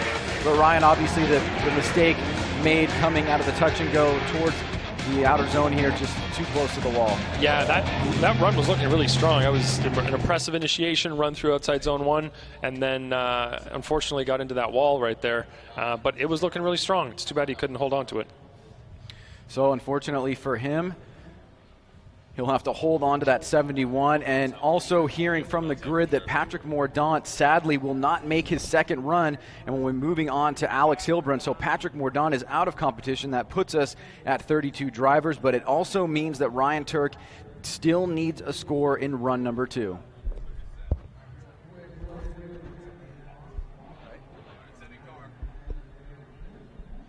So here we go, Alex Geilbrunn in run number 2, looking to better a 74. Heading into initiation. Little wobble there on the front wheels. Getting deep into that wall with big angle, and it comes off a bit early here as he transitions down through the power alley, gets into that touch and go. Nice snappy transition back as he gets into the second outer zone there, wrapping it back around one more time on that last inside clip. There's Alex Geilbrunn. Very aggressive run there, trying to better the 74. Yeah, nice execution there from Alex Geilbrunn. We talked about his dominance in Pro 2, having some struggles here. This is a new car from last year to this year. You saw him throw more angle at it. Ryan, what stood out to you? Yeah, he threw a lot of angle, like you said, on outside zone 1 in the second half, but unfortunately it took him down off the wall, so his line score is definitely going to suffer there. He had to kind of correct a little bit as it was taking him in a direction he probably didn't want to go, but the rest of the run looked pretty good. Nice transitions in the infield area through to the finish line. All right, so we are waiting for his score. And we're talking about his angle there, so it's a level of compromise, right? Because you got that big angle, but it pulls you off the wall. What are you guys looking for? Yeah, you're looking for a balance between both. You don't want to throw too much angle that takes you offline, and you don't want to be too straight up on the wall either. There's a nice balance where you can see somebody riding that wall all the way around. So he does better his first score with an 81 on his second run, puts him into 19th position. And that Nitto Tires, a VA-powered BMW, calls it #MonsterBMW. Ryan, as we move on along, what do you got? Well, this is a really important run here for Farouk, or Juha rather, with the 71, looking to better that, and we'll see how he does on run number 2. All right, so 71 for Juha Rintanen. Can he better it in this brand new S15? He debuted this year. Looking strong, good angle, comes off the wall, comes into the power alley. Ooh! That could have gone south. Could have definitely had it on inside of that yellow line. Big angle from Rintanen. Nice flicky transition there across the finish line from the Finnish driver. Well, taking a look at this again here as Juha into initiation right there on the bank. Nice high line. Looking to go deeper into the zone here. Great throttle as he comes off. Heads towards the touch and go. It's a little bit deep there, big angle. And then what do you see from Juha on this run number 2, Ryan? Yeah, that was a big transition right there. A little bit late on it, but I don't think the run in this infield area here was too bad. Not too many corrections, but it might have been a stall up as he threw big angle at that touch and go. Kind of choked him up a little bit in that area. We'd like to see the big angle like that at outside zone 2, setting up for inside clip 1.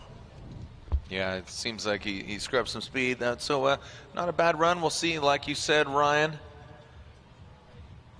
What are we going to see? A 71 on his first score. What are we going to see on his second?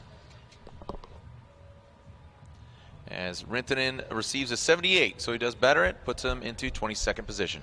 So, Jared, just want to note this next run up from Farouk is going to be really important in the grand scheme of things. He currently right now has the lowest score that is a non-zero, and that will mean whatever score this is, this is what Ryan Tuerck will have to score higher than in order to make sure that he makes it into competition. But we have 33 drivers, and Pat Mordaunt is a no-show on his second run. Would that mean that all drivers in as long as they get a score? So long as Ryan doesn't zero out. All right, here we go. Farouk Kugay in that S14. Some shimmy here into the bank. Now working it back up. Getting some gremlins, just not finding the perfect setup here. Nice job in that second rear clipping zone. Brings it back in on the front clip. And some weeble wobble into that final front clip as we take a look at it again, Ryan. So looking to better that 56, and this will certainly be an important run for Farouk in terms of positioning. If he's able to get out of that 32nd spot, you can see just struggling a little bit, Jared, on the bank, trying to find the pathway forward, but it seems very similar to run number 1. Yeah, it looks right there when he threw it at outside zone 2 that he might have been expecting it to hit, because he kind of got off throttle and the car carried out, but he ended up staying on it. He went wide there, but managed to somehow get into that inside clip. But the car didn't look settled. He's been having trouble with outside zone 1 during practice yesterday and today. So it's good that he's working his way up there. The banks aren't easy for drivers new to the Pro 1 series, so it's good to see that he's working his way up, but not the best angle while up there, unfortunately. Yeah, these high horsepower cars, the veterans, let's call it what it is. I mean, you know, your top 3 drivers, you know, there's 4 championships between the top 3 drivers. Obviously, Chris Forsberg, the 2-time champion. But as Farouk gets a score there on the board, and so as we advance 68, thank you very much. A 68 there for Farouk. As Jonathan Castro, so 68 for Farouk does better his first score. Let's see if Castro can better his. Kind of choppy on his first run. Let's see if he can dial it in and find the formula. Into the power alley, ripping through the course. Nice job by Castro. Kind of off of that front clip, but brings it back home on that last one across the finish line. Well, really stoked with the driver that Jonathan Castro has become over this past year, having some great success in Orlando and definitely making his inroads into how the championship is going to develop, taking out Vaughn Gittin Jr. You can see here on his second run, just he's trying to find that magic, to get him those high scores in qualifying and translate that into tandem.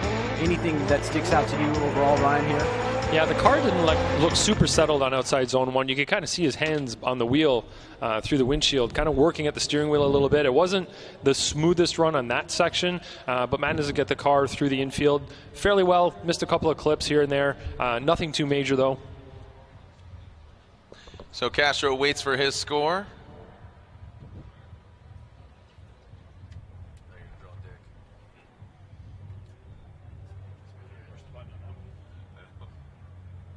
All right, so Castro, a 72, betters his score. So seems to be the reoccurring theme outside of a few drivers. So right now, we have 31 drivers that are in the top 32. So Ryan Tuerck is the only driver. He had to get pulled back from his first run, so it's do or die for the live free or die kid that is Ryan Tuerck. Jeff Stonebeck and Cook Tires.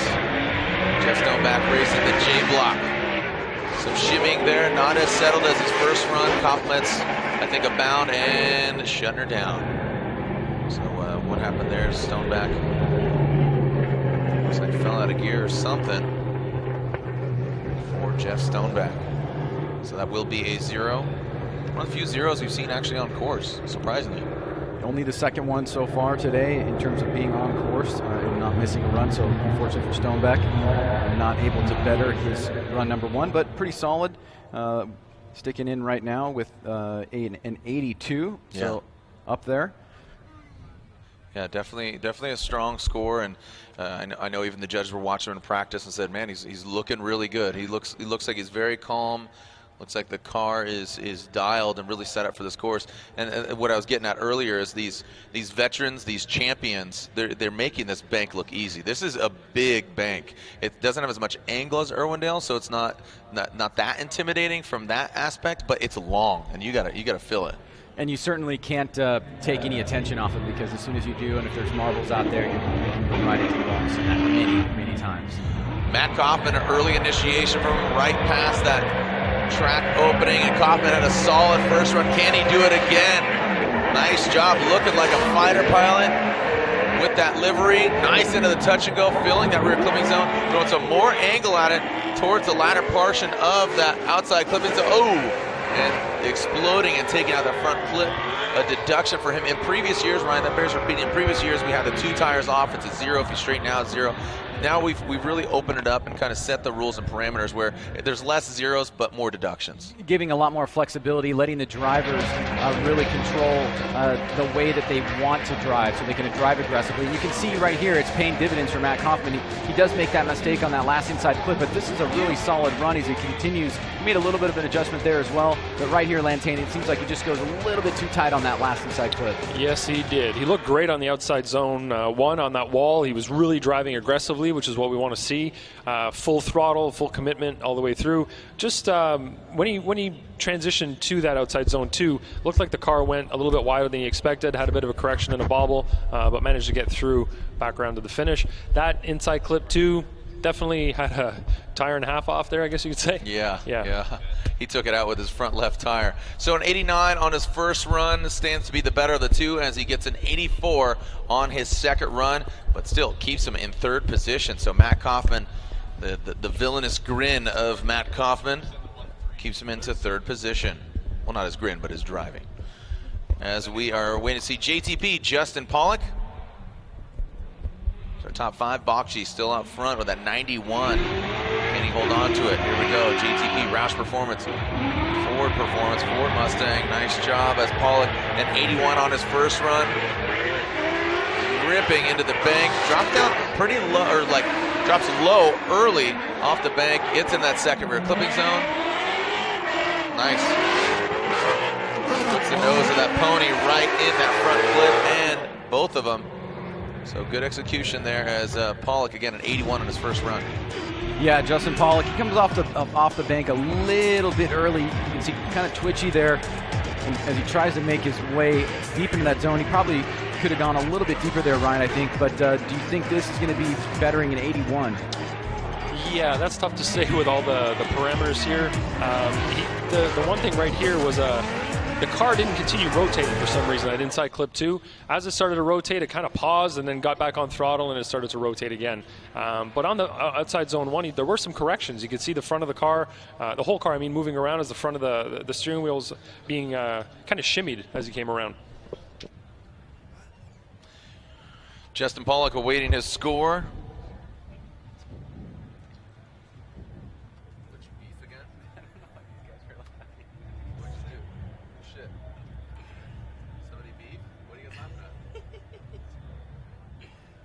All right, here we go.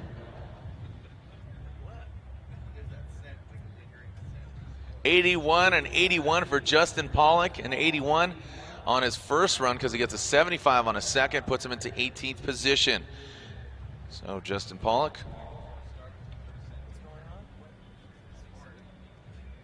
So Ryan just stinks all the time? Dean Carnage Kearney, Oracle Lighting, Dodge Viper on Achilles radials.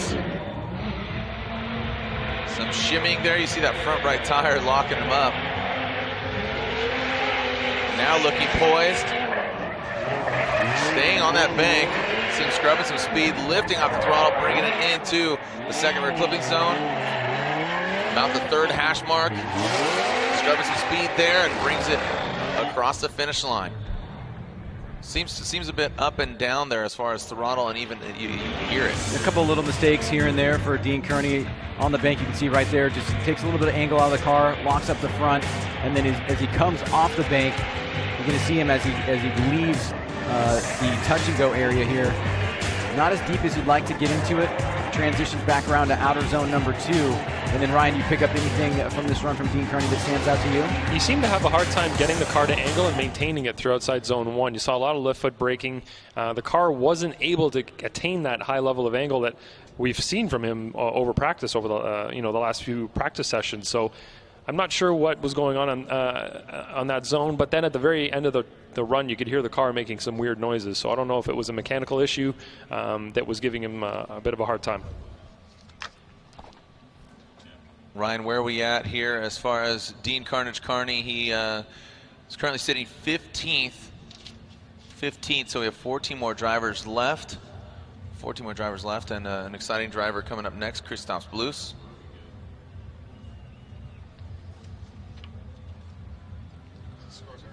Scores are in for Kearney. 82 on his first run, betters his second run, score of 77. That keeps him at 15th qualifying position as it stands. So we are getting closer to the finality of second run of qualifying. Christos Bluss on the start line. See fans there on the far side of the track. Open pit, paddock environment as Christos leaves the start line. The Latvian lover getting his first Formula Drift podium just a few rounds ago in Orlando. Flying into that bank, you see him working the wheel. Kissing the touch and go right in the yellow line, filling that second rear clipping zone. Seems a little more throttle. Oh, dang. Son of a gun. As Christos Bluss, that will be a 0. That's going to be a goose egg, Ryan. Unfortunately, it seemed to be a good run, but you got to cross the finish line. And we've seen that, a few times before historically here, guys getting through with incredible runs and then just not able to pull it across the finish line. As you said, Jared, he's kind of looks like he's fighting the steering wheel a little bit in the car. You can see the front wheels kind of washing around a bit, and then as he moves around to the second outer zone and into the first inside clip, he's going to come across near the finish line, and it's just going to shut down there. So, I mean, it's going to be a 0, Ryan, but does anything stick out to your mind up until that point? Yeah, there was a little bit of working on the wheel through the outside zone. He was really fighting to try to keep it high, and I guess that's a bit of a mechanical issue because he's still at the finish line. Yeah. You wonder if it's a bigger issue. Yeah, it definitely wasn't a misshift or anything like that. It was definitely a mechanical problem since he's still there, not moving. Oh boy. Well, I know they did a full refresh. We didn't see him in Montreal, but again, just the confidence being grown with Christos. Would you agree, Ryan? Absolutely. I mean, certainly he's showed that he can take out the best, and I think he was arguably the best chase driver in Orlando that weekend. Just extremely aggressive, precise, pushing the boundaries of what a chase driver can do, how close they can get, especially in a track like Orlando where it kind of caters to people closing the door on the latter section of turns. Incredible job there, so I certainly expect a lot of things from him for the remainder of the season. And I would say that this track suits his style. It's fairly similar to Orlando as far as comparison. I would say this is more comparable to Orlando even than Irwindale.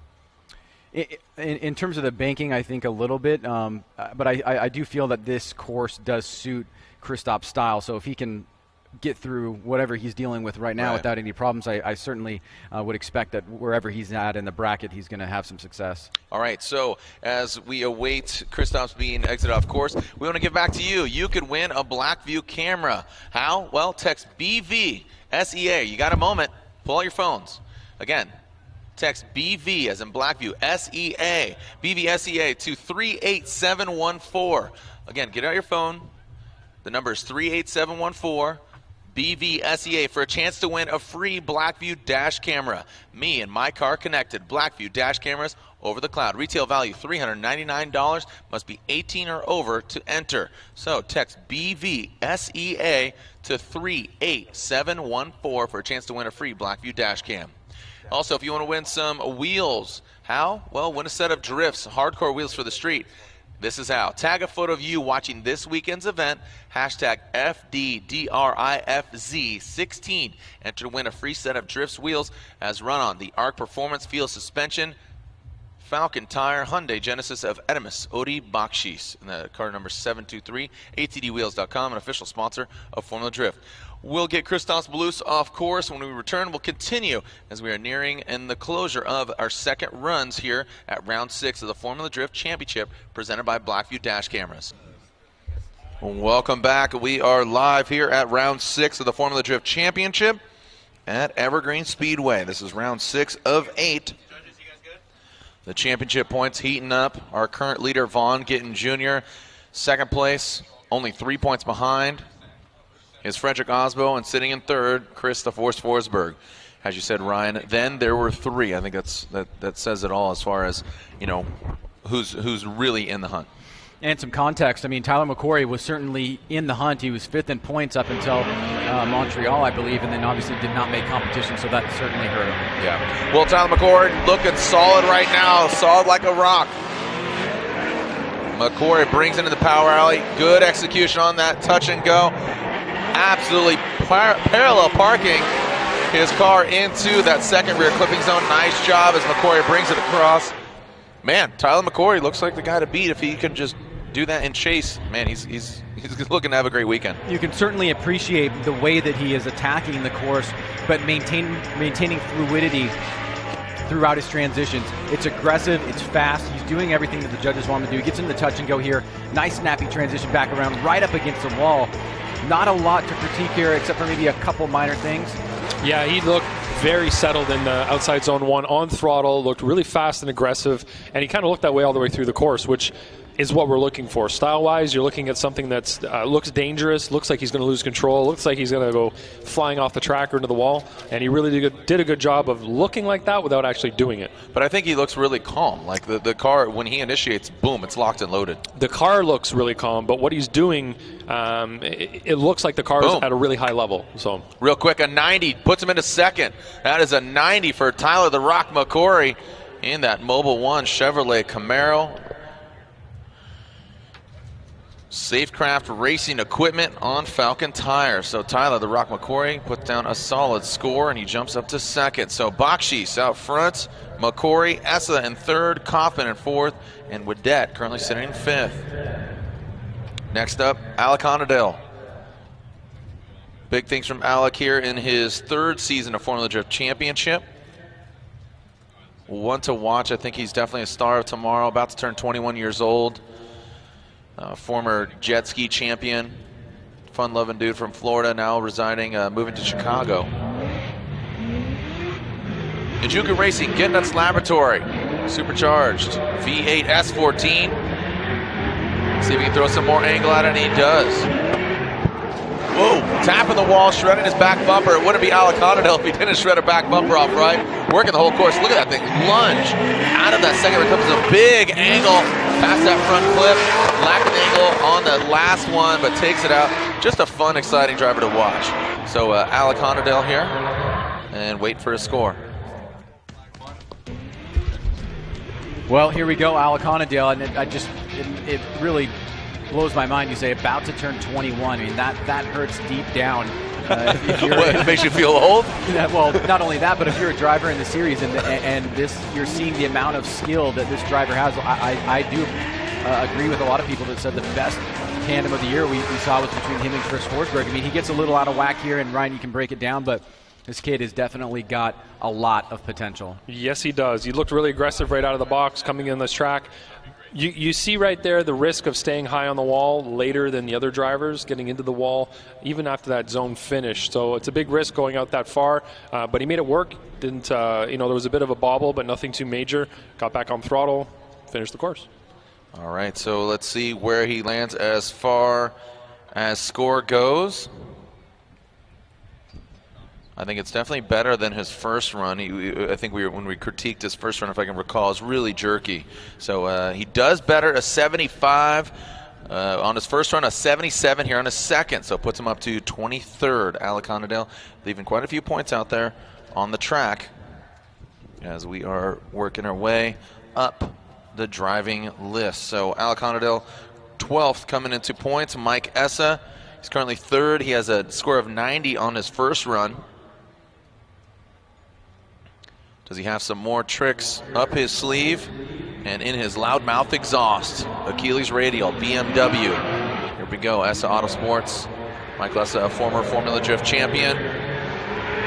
Parked the BMW for a few years, campaigned a Camaro, but now seem to be comfortable locking up the rear tire. You can see it locking it up. Brings in second clipping zone, off of that front clip. Scrubs some speed to wrap it around the final. As Michael Essa continues to burn him up. And continue to impress. Michael Essa sitting on a 90, looking to better that. A 91 is our highest score right now. And Michael Essa, you can see very aggressive on the bank. Comes off right at the edge there, just a little bit of a flub as he transitions from the touch and go to outer zone 2, very, very close to the wall there. And then Ryan Lantamen, see anything in particular from Michael Essa on run number 2? The one thing I didn't like was that pause at inside clip 2, the rotation. The car didn't flow smoothly around that clip. So as he was approaching it looked like he was coming in too hot. Probably rotated a little too late, so had to get on the brakes, slow the car down, get it rotated, and then get back on power.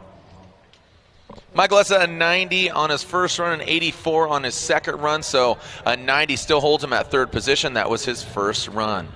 So Casual Friday here again. Some of the kids are still out here on spring break, like Rylan Johnson and his dad, Randy Johnson, here enjoying the festivities. And again, some people skipping work, skipping school to join us out here. But tomorrow this place is going to be packed out. We'll see if Matt Field can impress everybody watching around the world. If you're watching here at work or at home, thanks for joining us. Matt Field, 777. He is turning and burning. Casino Matrix, Falcon tires, the drift cave flying. You see a quick wavering there of his front wheel.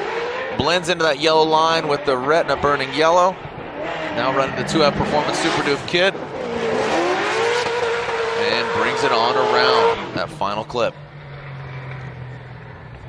Well, Matt Field looking at an 84 on run number 1, looking to better that, and you can certainly tell just from a visual perspective the car is extremely fast, and so if he's able to put the angle into the car that he wants to and hit those transitions, you know that this is going to translate to an excellent tandem machine for tomorrow, especially given the talent that Matt Field has as a driver. He makes that one little flip off the bank there, Ryan, but anything major sticking out from you for his run number 2?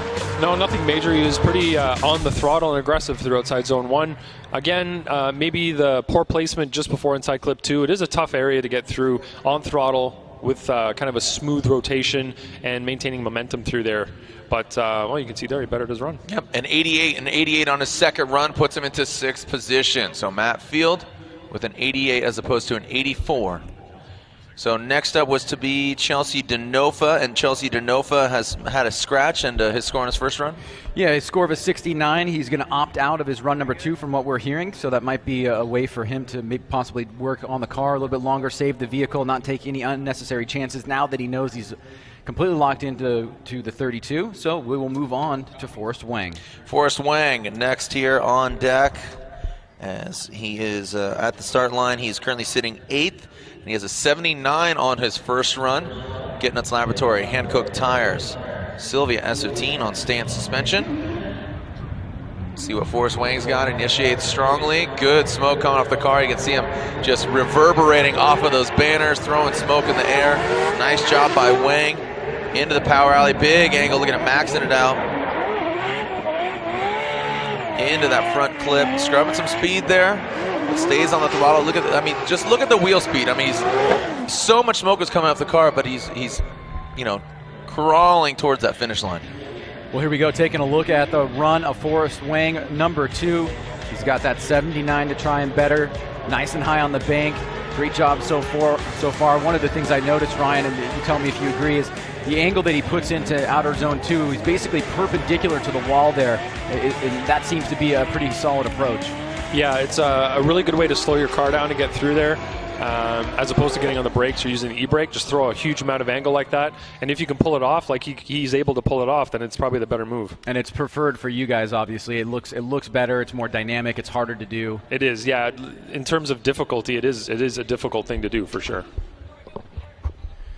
So Jared, Ryan Tuerck, our next driver up after we see the score here from Forrest Wang, and he still will need to register a score, even though that there are 32 drivers in competition now with Patrick Mordaunt going out.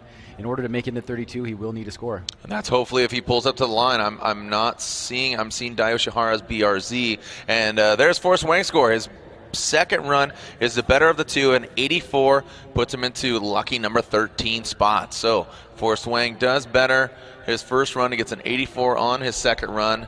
I'm trying to look for that max under livery on the SR by Toyota 86 of Ryan Tuerck in the gum out nameless performance. All right, so we are hearing that he is calling a competition timeout. So man, that is a little Ryan, sketchy. The pressure is on for, we were celebrating Gum Out History Week, or Heritage Week, excuse me, and we had Larry Mack up here talking with him, come from the NASCAR world. He got a ride along with Tuerck, but right now, that's tough. Very tough, and certainly would be a shame for all the fans, because Ryan is a tremendous driver. He has a great program. It's been a solid year for him.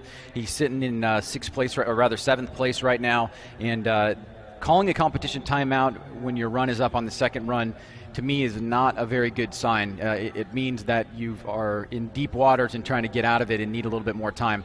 Because if all he needed to do was make a score pass, he could go and do that right now and not be an issue. But perhaps maybe on the brighter side of things, they just want to make sure that the car is able to make a pass. But he will lose that competition timeout. Yeah, so if push comes to shove tomorrow, no competition timeout can be used. Here we go, Yoshihara, turn 14, distribution, Falcon tires, BRZ.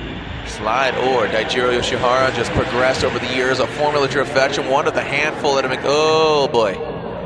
That could have got sketchy. Save it off the wall. It's another 0, Ryan, but there have been very few, which is a testament to these guys knowing the track. We haven't seen any big hits yet of cars hitting the wall. No, I mean, only in practice. I mean, we saw quite a few actually, but like we've said, but many times before. I mean, I think this year's field of drivers is the strongest top 32 we've seen in our history. I mean, you look at the names on here, anybody you go up against in 32 is by no means a gimme, and I think that says a lot to where the sport is right now and how much effort and time and passion these drivers have put into their programs. Yeah. It's absolutely phenomenal. So unfortunately for Dai, he will have a 0 on run number 2, but he's already got that solid 87, so he's positioned nicely for tomorrow's event. Again, I just can't say it enough. A beautiful day, absolutely ideal, perfect weather here. And hopefully you guys are having fun here in the stands and having fun across the globe watching Formula Drift Round 6. Remember, Texas Motor Speedway Round 7 and the finale at the final fight. That is Irwindale, California, the House of Drift for our final round. That's in October. You can see the backdrop here of Evergreen Speedway. And they are counting the clock down for Ryan Tuerck and his vehicle, another SR by Toyota 86. That is Ken Gushi. So Ken Gushi there, the Gretty Performance. Nexen Tires, SR by Toyota 86. He got an 86 on his first score, Ryan.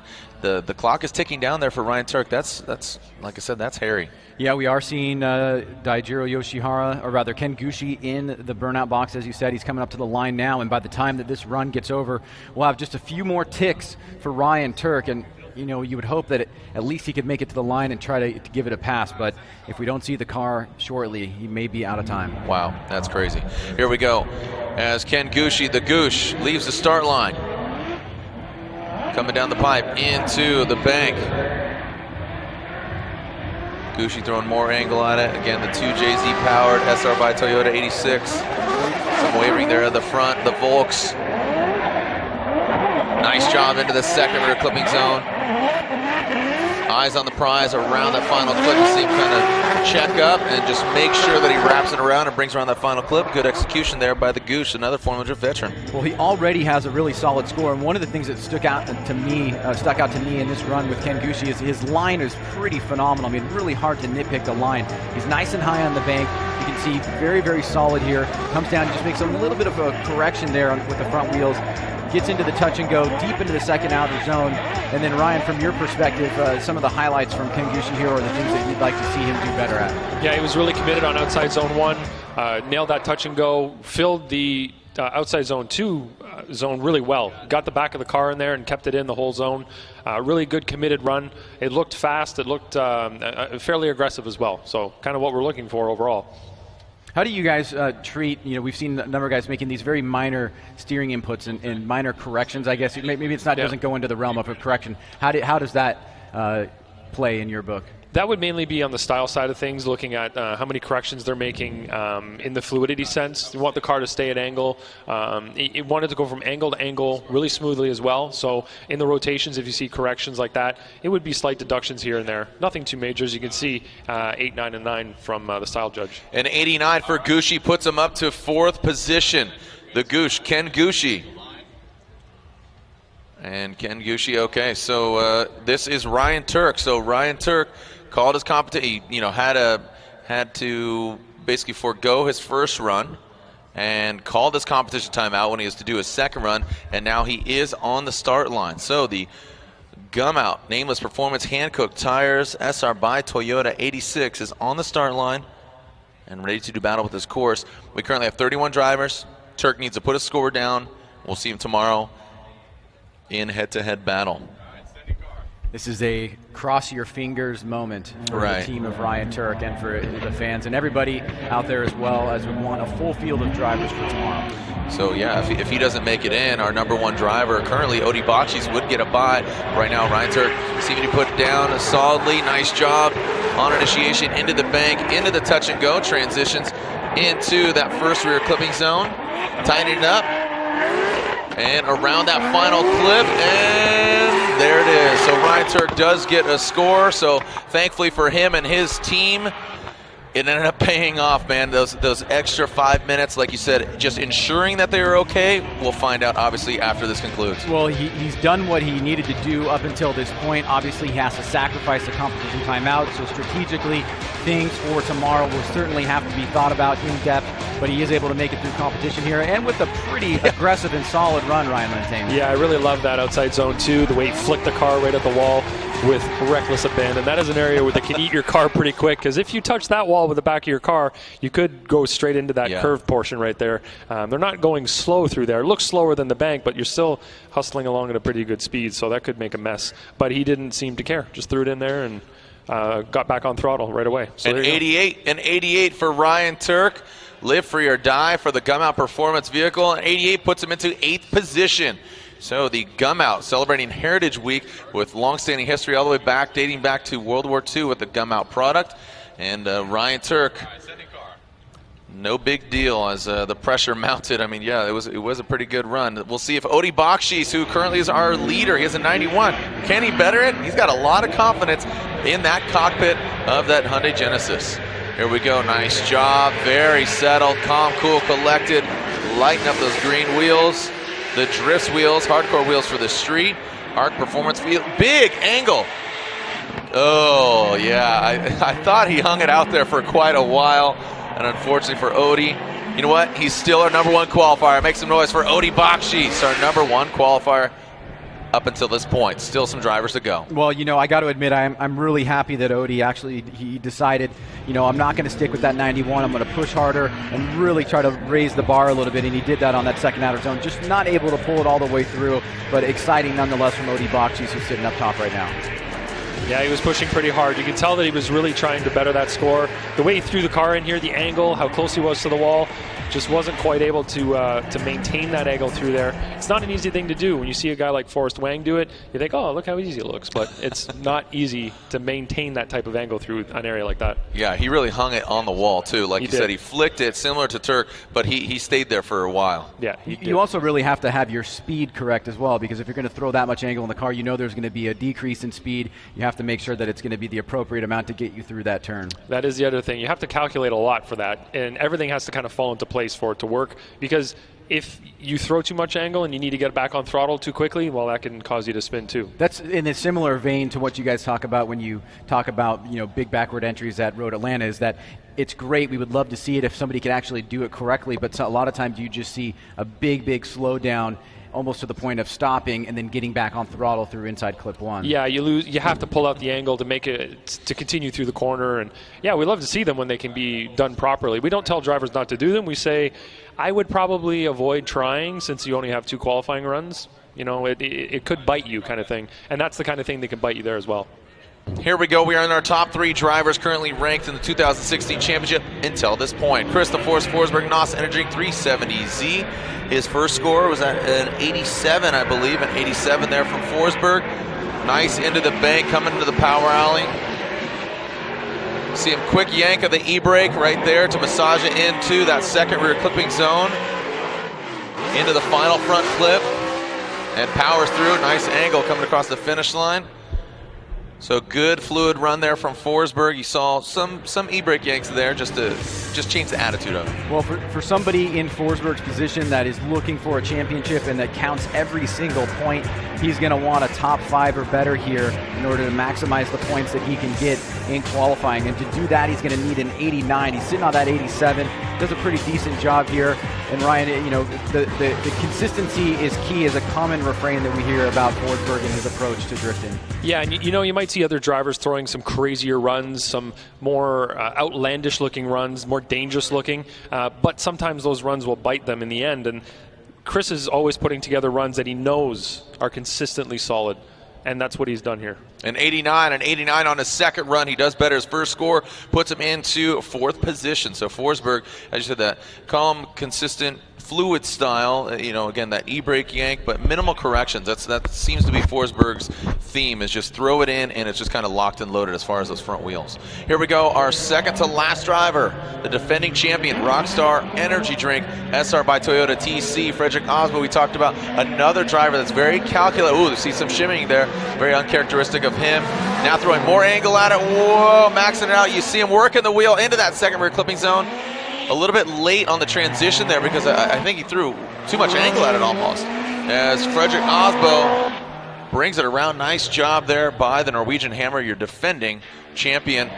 As we take a look at this again, watch here. He initiates, he goes strong. You see halfway through he makes a correction. Lantain, you want to dissect this run?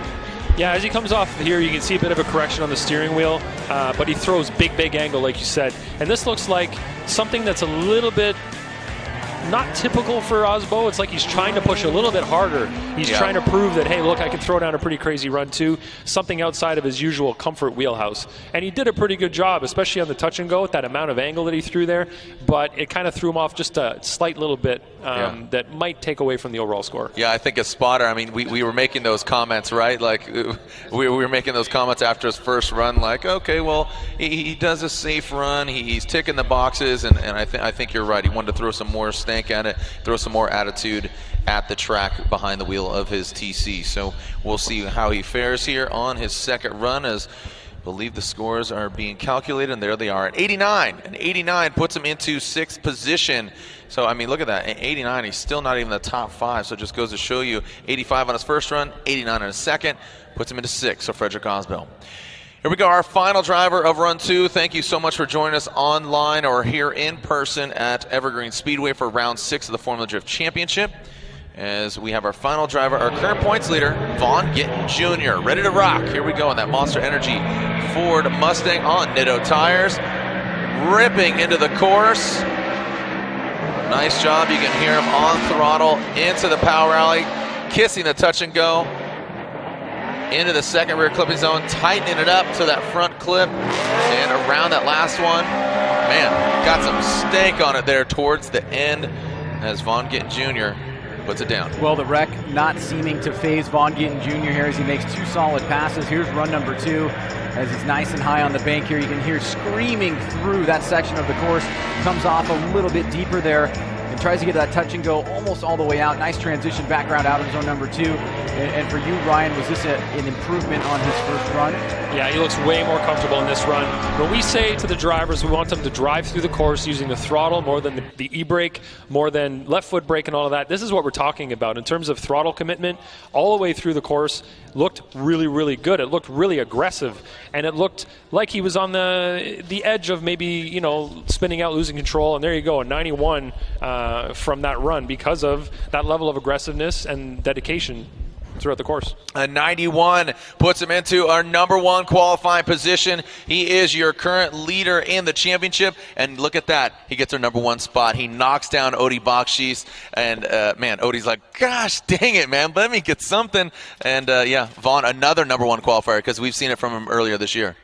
Yeah, I mean, it was a really incredible time watching qualifying all the way up to the point where we got to Vaughn in his final run. He's able to pull it out. He must have just got a little bit more style in there against Odie, since that is the tiebreaker, the first tiebreaker. So we'll see how many tiebreakers we actually had to use in order to break that. But for now, Vaughn Gittin Jr. sitting at the top spot, number 1 qualifier, getting those points, and Odie as well, a tremendous day for him. Yeah. He comes in at number 2, and we're setting ourselves up for an incredible event tomorrow. Head-to-head competition starting at 1:30 on the live stream and also here at the live event. We took the words out of our mouth. Thank you so much for joining us here, qualifying day 1, because tomorrow the party really continues and gets kicked off. Head-to-head battles tomorrow. As you said, it bears repeating, 1:30 p.m. local time, that's Pacific Standard Time, as we are here in the Pacific Northwest for round 6 of the Formula Drift Championship presented by Blackview Dash Cameras. On behalf of our whole Formula Drift staff, including Ryan Lantain, who gave us the insight, and of course my great friend and co-host Ryan Sage, I'm Jared Deanda. We'll see you tomorrow online, 1:30 p.m. local standard time. That's Pacific Standard Time. Send it.